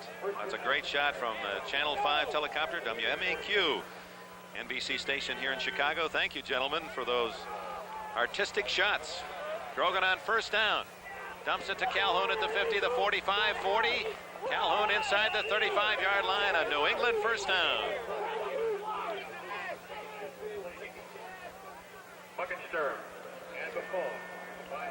So Calhoun takes that little swing right, and New England marches deeper into Bear territory with a 17-7 lead. Clock will start to become more and more important. 13 minutes and 45 seconds left. The wind kicking up on the bay, but the Bears not getting a second wind here, and New England doing an extremely fine job of controlling the football. Russ Francis gets the pass and ridden out of bounds by Gary Fensick at the 27-yard line. That'll be good for another 7 or 8 yards. So New England on the march with the lead, 17-7. Again, Dick, I can't help but comment on the fact that they have so much to work for. 2nd down and 3 for New England.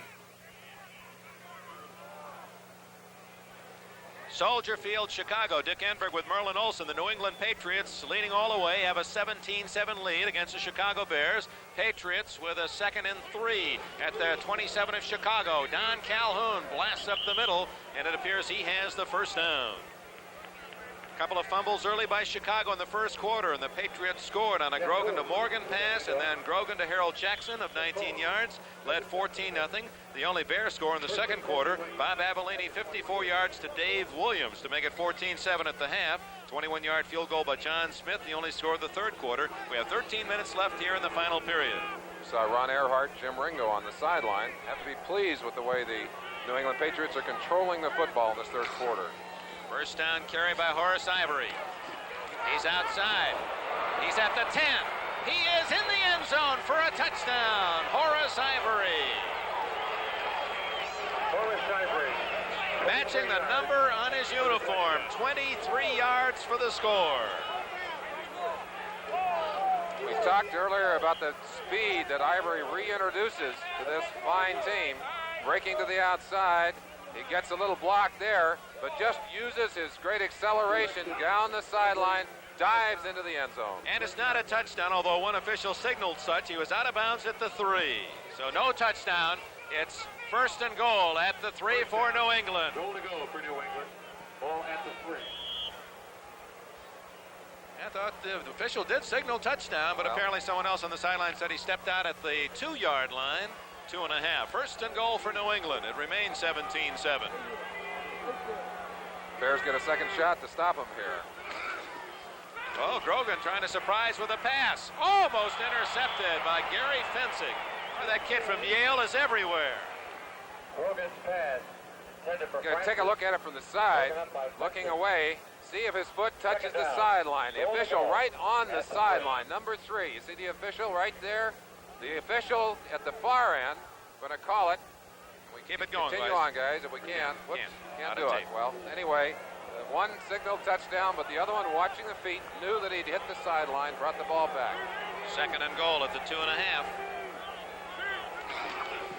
Ivory can't make it.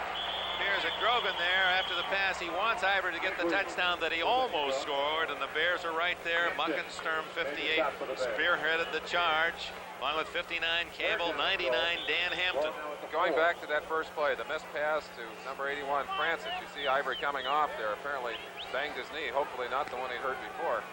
But I was looking at Hasselbeck. He was standing all alone in the end zone. And one of Grogan's problems, he likes a receiver. He goes to him first.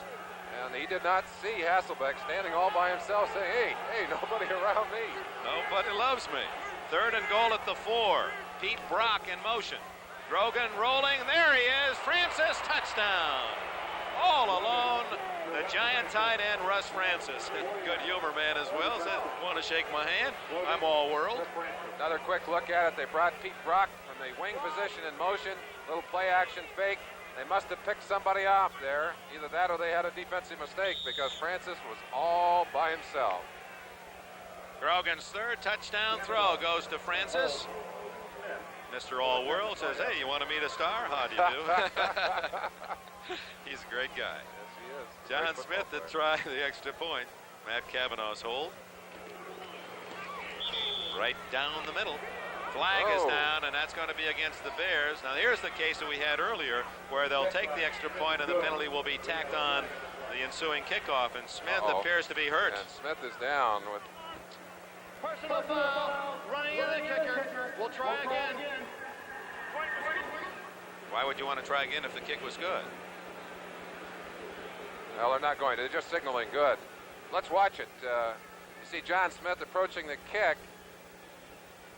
Is that Page? That is. Alan Page coming from the inside, just diving. Ran into the kicker. They'll charge the penalty here on the kickoff. Probably be a 5-yard penalty. But the Bears in trouble. 12 minutes left. They trail 24-7.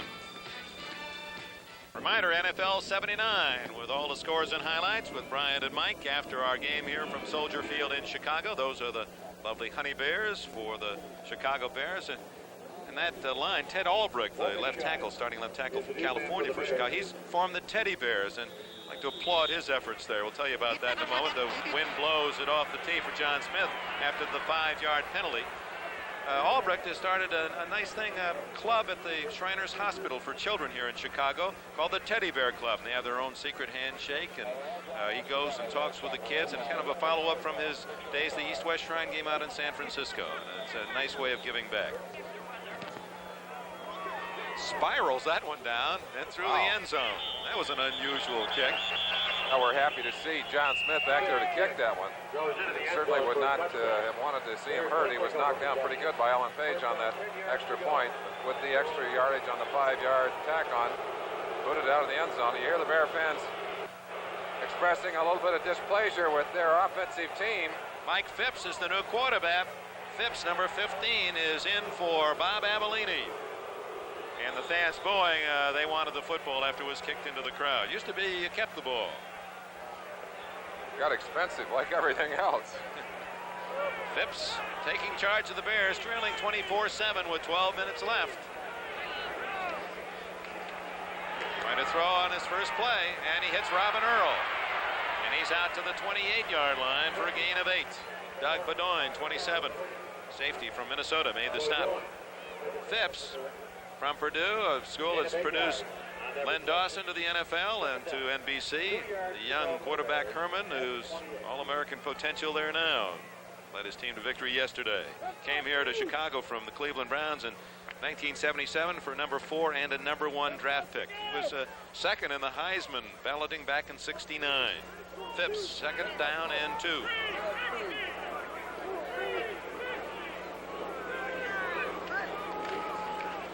Walter Payton, no room anywhere. Outside, inside, and just could not find daylight. It'll be 3rd and 3. Sam Hunt, number 50, made the tackle. As you look at Neil Armstrong, he'll send in the play. It's called down to Armstrong, then he'll pass it on to Greg Latta, and Latta will take it to the huddle. Let's look at the Buddha. He weighs about 260 pounds right now, always listed at about 245, but he hits Payton right head on, and then 59 Hawkins just comes in and finishes it off. But it's been a long afternoon for Walter Payton, and an afternoon he couldn't do much about. He has just been running constantly into those red and white jerseys. Flirting with a delay of game penalty, and now Phipps is going to call time, or will they take the 5? Yeah, they had to call time. There was no way they're going to get the penalty or the play off, and there again, Merlin. By the time they make the decision in the press box, it goes through the head coach. He may want to change it. Then he has to pass it on to the messenger, and it gets into the huddle too long a time. Dick, it becomes especially difficult when a quarterback has not played that much, and Phipps has not played for quite a while. So the timeout in Chicago, 10.5 minutes left in the 4th quarter. New England 24, Chicago 7. With Merlin Olsen and a great doubleheader next Sunday on NBC. Miami and New England, probably for first place in the East, will be out in Los Angeles. 2 great football games. I know people around the country are going to tune in for a long afternoon of real football pleasure. Starting with NFL 79 at 12:30. The Bears have the ball. Mike Phipps, the quarterback, 3rd down and 3. Scrambling for his life, and down he goes. Another sack for the Patriots. Their first of this half, 4 in the game. And now 29 for the year. Sugar Bear Ray Hamilton strapped up that right thigh and said, "I'll still get you." Sugar Bear going with that bad pin, but you had tremendous pressure from all 4 defensive linemen. Ron Earhart greeting his defense as they come off the field to give him a little congratulation. Lunsford, number 72, 71, Sugar Bear Hamilton, 56, Rod Schote. They have played exceptional football today. Morgan, solo safety, back at his 43. Parsons, Yeah, it's low. he scuffed one. Low line drive, fair catch at the 42. Steve Schubert right there to force Morgan into that fair catch, but the Patriots good field position, leading 24-7, 40 yards on the kick. 10 minutes left, 4th quarter. Fans here in Chicago feeling as if it's too big a lead for New England. Back in Chicago, 10 minutes left, the Patriots with the ball. Dr. Bill Lenkaitis, his very valuable properties in those hands. Drogan's had a good day. And he's going long and has a man open. Westbrook, Don Westbrook, open downfield, but just a bit too long was Grogan on the throw. For Westbrook. Talking to Bill Lenkaitis before the game, Hannah was sitting there, and Hannah was talking about the 2 dislocated fingers, and Lenkaitis said, well, it's one thing for you to have those dislocated fingers, but Lenkaitis is a dentist. He said, if my fingers go out, he said, there goes the practice. You see Grogan getting that pass away, as you said, overthrown, and he was very upset with himself about that. Grogan 19 for 30 and 3 touchdowns, 2 interceptions today, after he was replaced last week by Tom Owen. Grogan dumps it out to Calhoun, on the run, 40, 45, and finally wrapped up at the 47-yard line. Short of the first down, it'll be 3rd and about 5. Campbell and Plank in on the tackle. It's a quiet Bears bench at the moment. Very quiet, and you know, you talked about the renovation of this Soldiers Field. When I played my first game here, it was a Chicago All-Star game, 1962. Instead of benches, they had trenches there. That you actually sat down in a trench, very dangerous. Somebody get knocked off the sideline, go right down into the pit. We had several people hurt, as a matter of fact, that game. Stan Rod Schott has a shoulder injury and will not play anymore today. Grogan on 3rd and 5 to Alan Clark, complete for a first down. The rookie goes out of bounds at the 39. Look at the teammates on the sidelines. Pat Alan Clark, he's a very popular rookie, just a fearless athlete, a college player, a halfback. He threw the ball as well down at Northern Arizona. These Patriots have been accused of not having the killer instinct, not being able to put their opponent away. They appear to have developed some here this afternoon. You see Alan Clark, they've turned the reserves loose. Grogan throwing to one of them right there, and he did a fine job of pulling that pass. It seemed like all of these running backs catch the football. And Clark has his first NFL reception, so that was a happy moment for him. First down at the Bear 39. Calhoun. Boy, you can hear the pads a popping as he picks up about 6 down to the 32-yard line. When Grogan hit Clark for that first down, Merlin, that made 12 out of 17 third down conversions for the Patriots. Well, those are tough numbers, and that's a tough defense. You know, almost 2 and flip-flop games back-to-back. Last week, the Bears defense only had 49 plays on the field. Well, today, they've been on the field almost all day. And, of course, that's the work of an offensive team that has controlled the football against them as they did against Buffalo last week. Exactly what the Bears did not want to have happen. They wanted to run the ball, control the ball, keep it away from this powerful New England offense. Francis can't quite get there. Boy, it appeared that at that last step, he was going to latch onto it. He didn't need much longer fingernails to have 6. Well, Francis, you could see that, right? He wanted that football. Had broken free, had the opening. Fensick trying to cover him one-on-one, and he got the extra bit of room. That's the advantage, again, of having enough speed in that tight end. And Francis, the thing that makes Francis great, he has the ability to block and the size to block on those linebackers. He then has the great hands of the receiver and the ability to get deep. You see him beating Fensick deep right there. Well, they were very worried about Francis, were the Bears, and had special defenses to try to stop him. But Grogan's had a good day. That's 3 touchdowns, not 2 for him. Alan Clark. And he's close to the first down. The rookie down to about the 28 before Alan Page can make the tackle.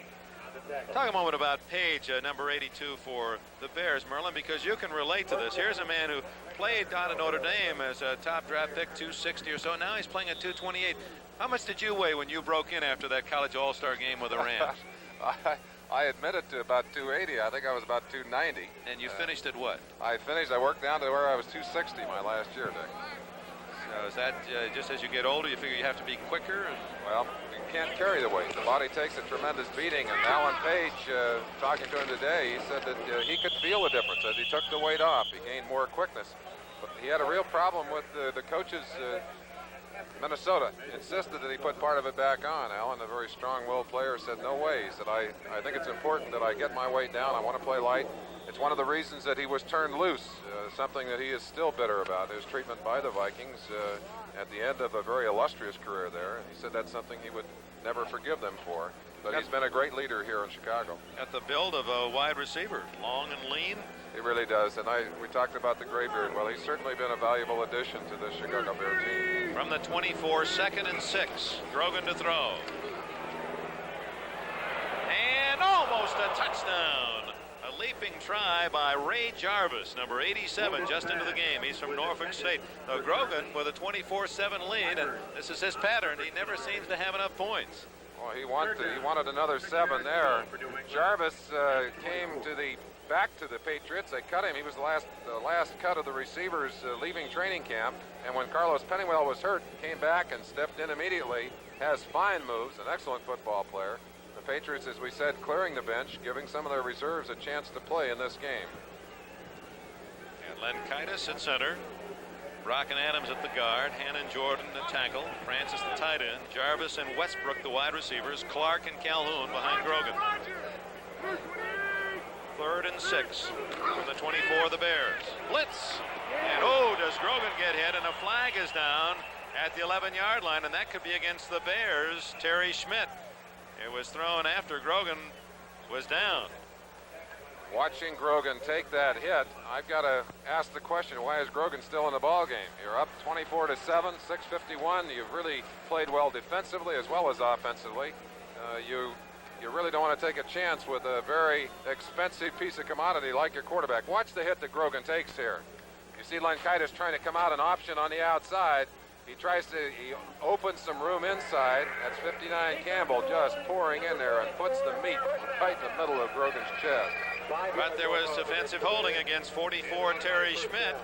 And instead of the loss in the sack, it's an automatic first down after the 5-yard penalty.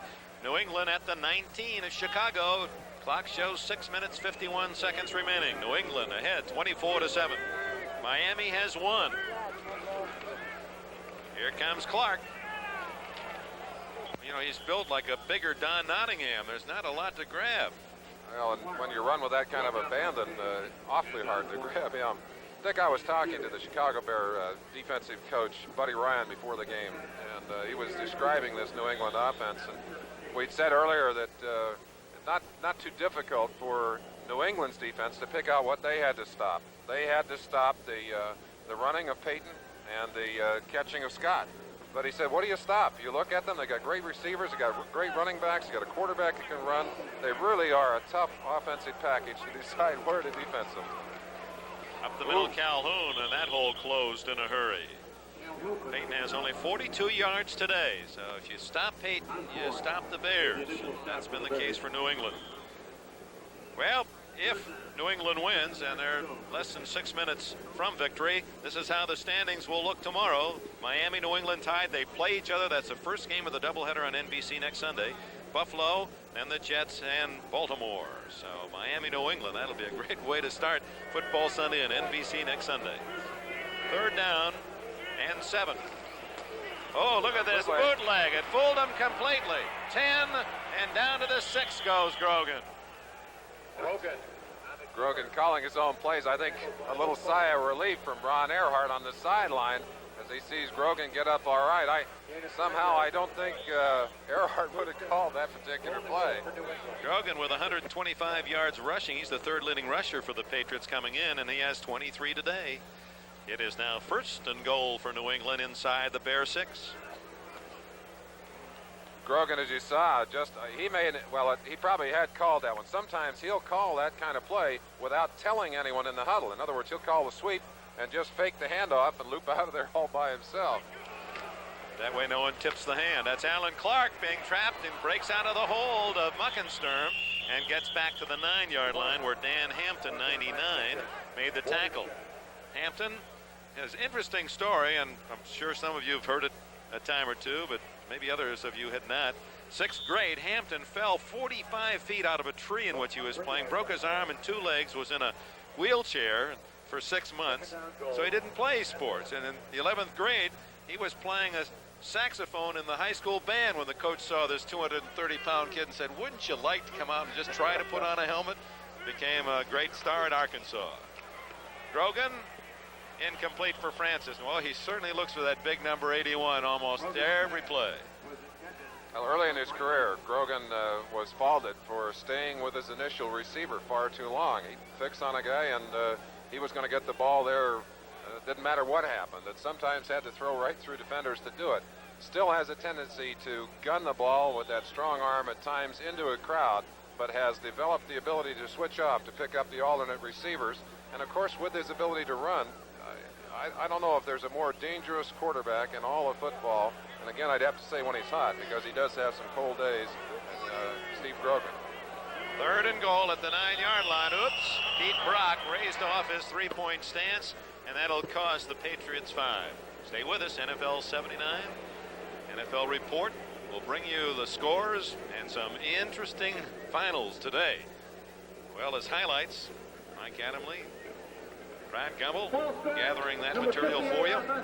So stay tuned for NFL Report here on NBC. Chicago the scene for this contest. The Patriots lead the Bears 24-7. New England trying to get more. It's 3rd and goal, 14-yard line. Westbrook 83 left, and Jarvis 87 to the top of your screen. Up the middle to Calhoun. Far short of the first down, gets it to about the 12. Jim Osborne, the veteran tackle from Southern University, made the stop. So John Smith going to come in for a field goal try as some of the folks starting to make their way toward the freeways here along the lake. Some perhaps headed for those boats parked along the lake. Getting a little chilly. Imagine pretty soon they'll be pulling those out. Leaves falling here in Chicago. Whistle, and timeout is called by whom? The Patriots? No, the Bears have called time with 3:36 left, and Smith about to try a field goal attempt. Don't quite understand that, but would give us a chance to. We'd have to wonder how George Papa Bear Hallis viewing this one. Obviously, not tremendously happy with what's happened here in this game today. But what a great old man, and how much a part of the history of this game George Hallis is. 84 years young is Mr. Hallis.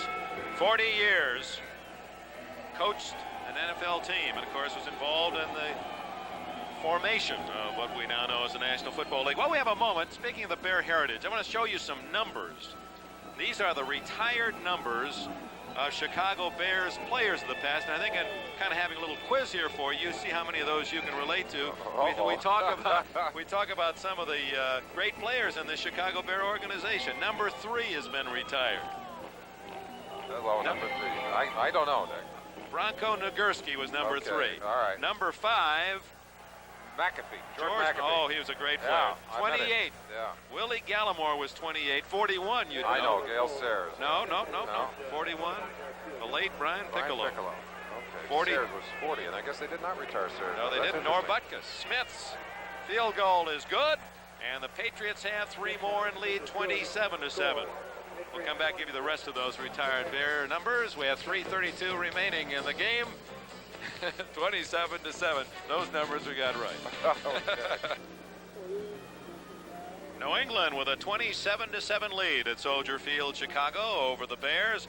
Rest of the numbers: 41 was Brian Piccolo, 42 Sid Luckman, 56 another Hall of Famer Bill Hewitt, 61. I know about 51. No, 61 is the one. 51 is not retired. That's a mistake. It's 61. Oh, 61. All right. 61. You played with him. I played with Bill George. Great middle linebacker, and what a fantastic football player he was. 66 was Bulldog Turner, and of course 77 Red Grange. The rookie Ricky Watts returns the kickoff to the 29-yard line, where the Bears, with 3 minutes and 22 seconds left, are in that unenviable position. Whether the rock hits the melon or the melon hits the rock, it's not good for the melon, and that's about where they stand, trailing by almost 3 touchdowns. Don't forget next Saturday, the big heavyweight championship fight from South Africa. 2 unbeaten fighters, John Tate of the U.S., Harry Coetzee from South Africa. 4 o'clock Eastern Time, live from Pretoria, South Africa. That'll be an interesting fight. And Coetzee, he can hammer. Great right hand. Mike Phipps under pressure. Oh, my. It's Greg Latta, 35-40, 45-50, and finally bumped out of bounds at the New England 46-yard line. Mark Washington, number 46 in the game for New England, bumped him out of bounds. Talk about pressure. Tony McGee, they're running a stunt there. Tony McGee coming to the inside, absolutely running over people. Phipps throwing under tremendous pressure, puts it right on target. Good shot right there. He comes down the sideline. Latta takes the ball, picks up some fine yardage there before they finally drive him out. That's Rick Sanford, number 25, a first-round draft pick, putting him out of bounds. First down at the 46. Bears Phipps replacing Bob Avellini. He's throwing for Scott, incomplete. Mark Washington doing a good job of shielding the ball from the receiver by leaping in front of him, and it went right through his hands. 3:09 left. Bears fell behind 14-0 in the first quarter, but got the long touchdown play from Avellini to Dave Williams, 54 yards in the second quarter. It was 14-7 at the half. Field goal by Smith in the third quarter, but here in the fourth period, a couple of New England touchdowns. Steve Grogan's club all but salting it away. It would be 5-2 New England. Miami already 5-2. See the obvious contentment of Steve Grogan as he rides that very comfortable 20-point lead into the final moments of this game. 2nd and 10. Screen. Incomplete. In fact, it went right through the hands of Noah Jackson, 65. Jackson instinctively started to catch it, said, wait a minute. You can't do that. That's shot right here. They're turning loose these defensive linemen, and boy, I don't know whether I'd want to do that this late in the game because they're just leaned out. You see Julius Adams, 85, right there on top of him, and of course the offensive lineman not allowed to touch that football. That's an eligible receiver. Loss of down and a -10. That's the toughest of the penalties. There's Darryl Stingley and Steve Grogan, men that collaborated. And of course, Russ Francis and the true affection that these New England Patriots have for their now handicapped wide receiver Stingley, injured in that game in Oakland a year ago. Marvelous man.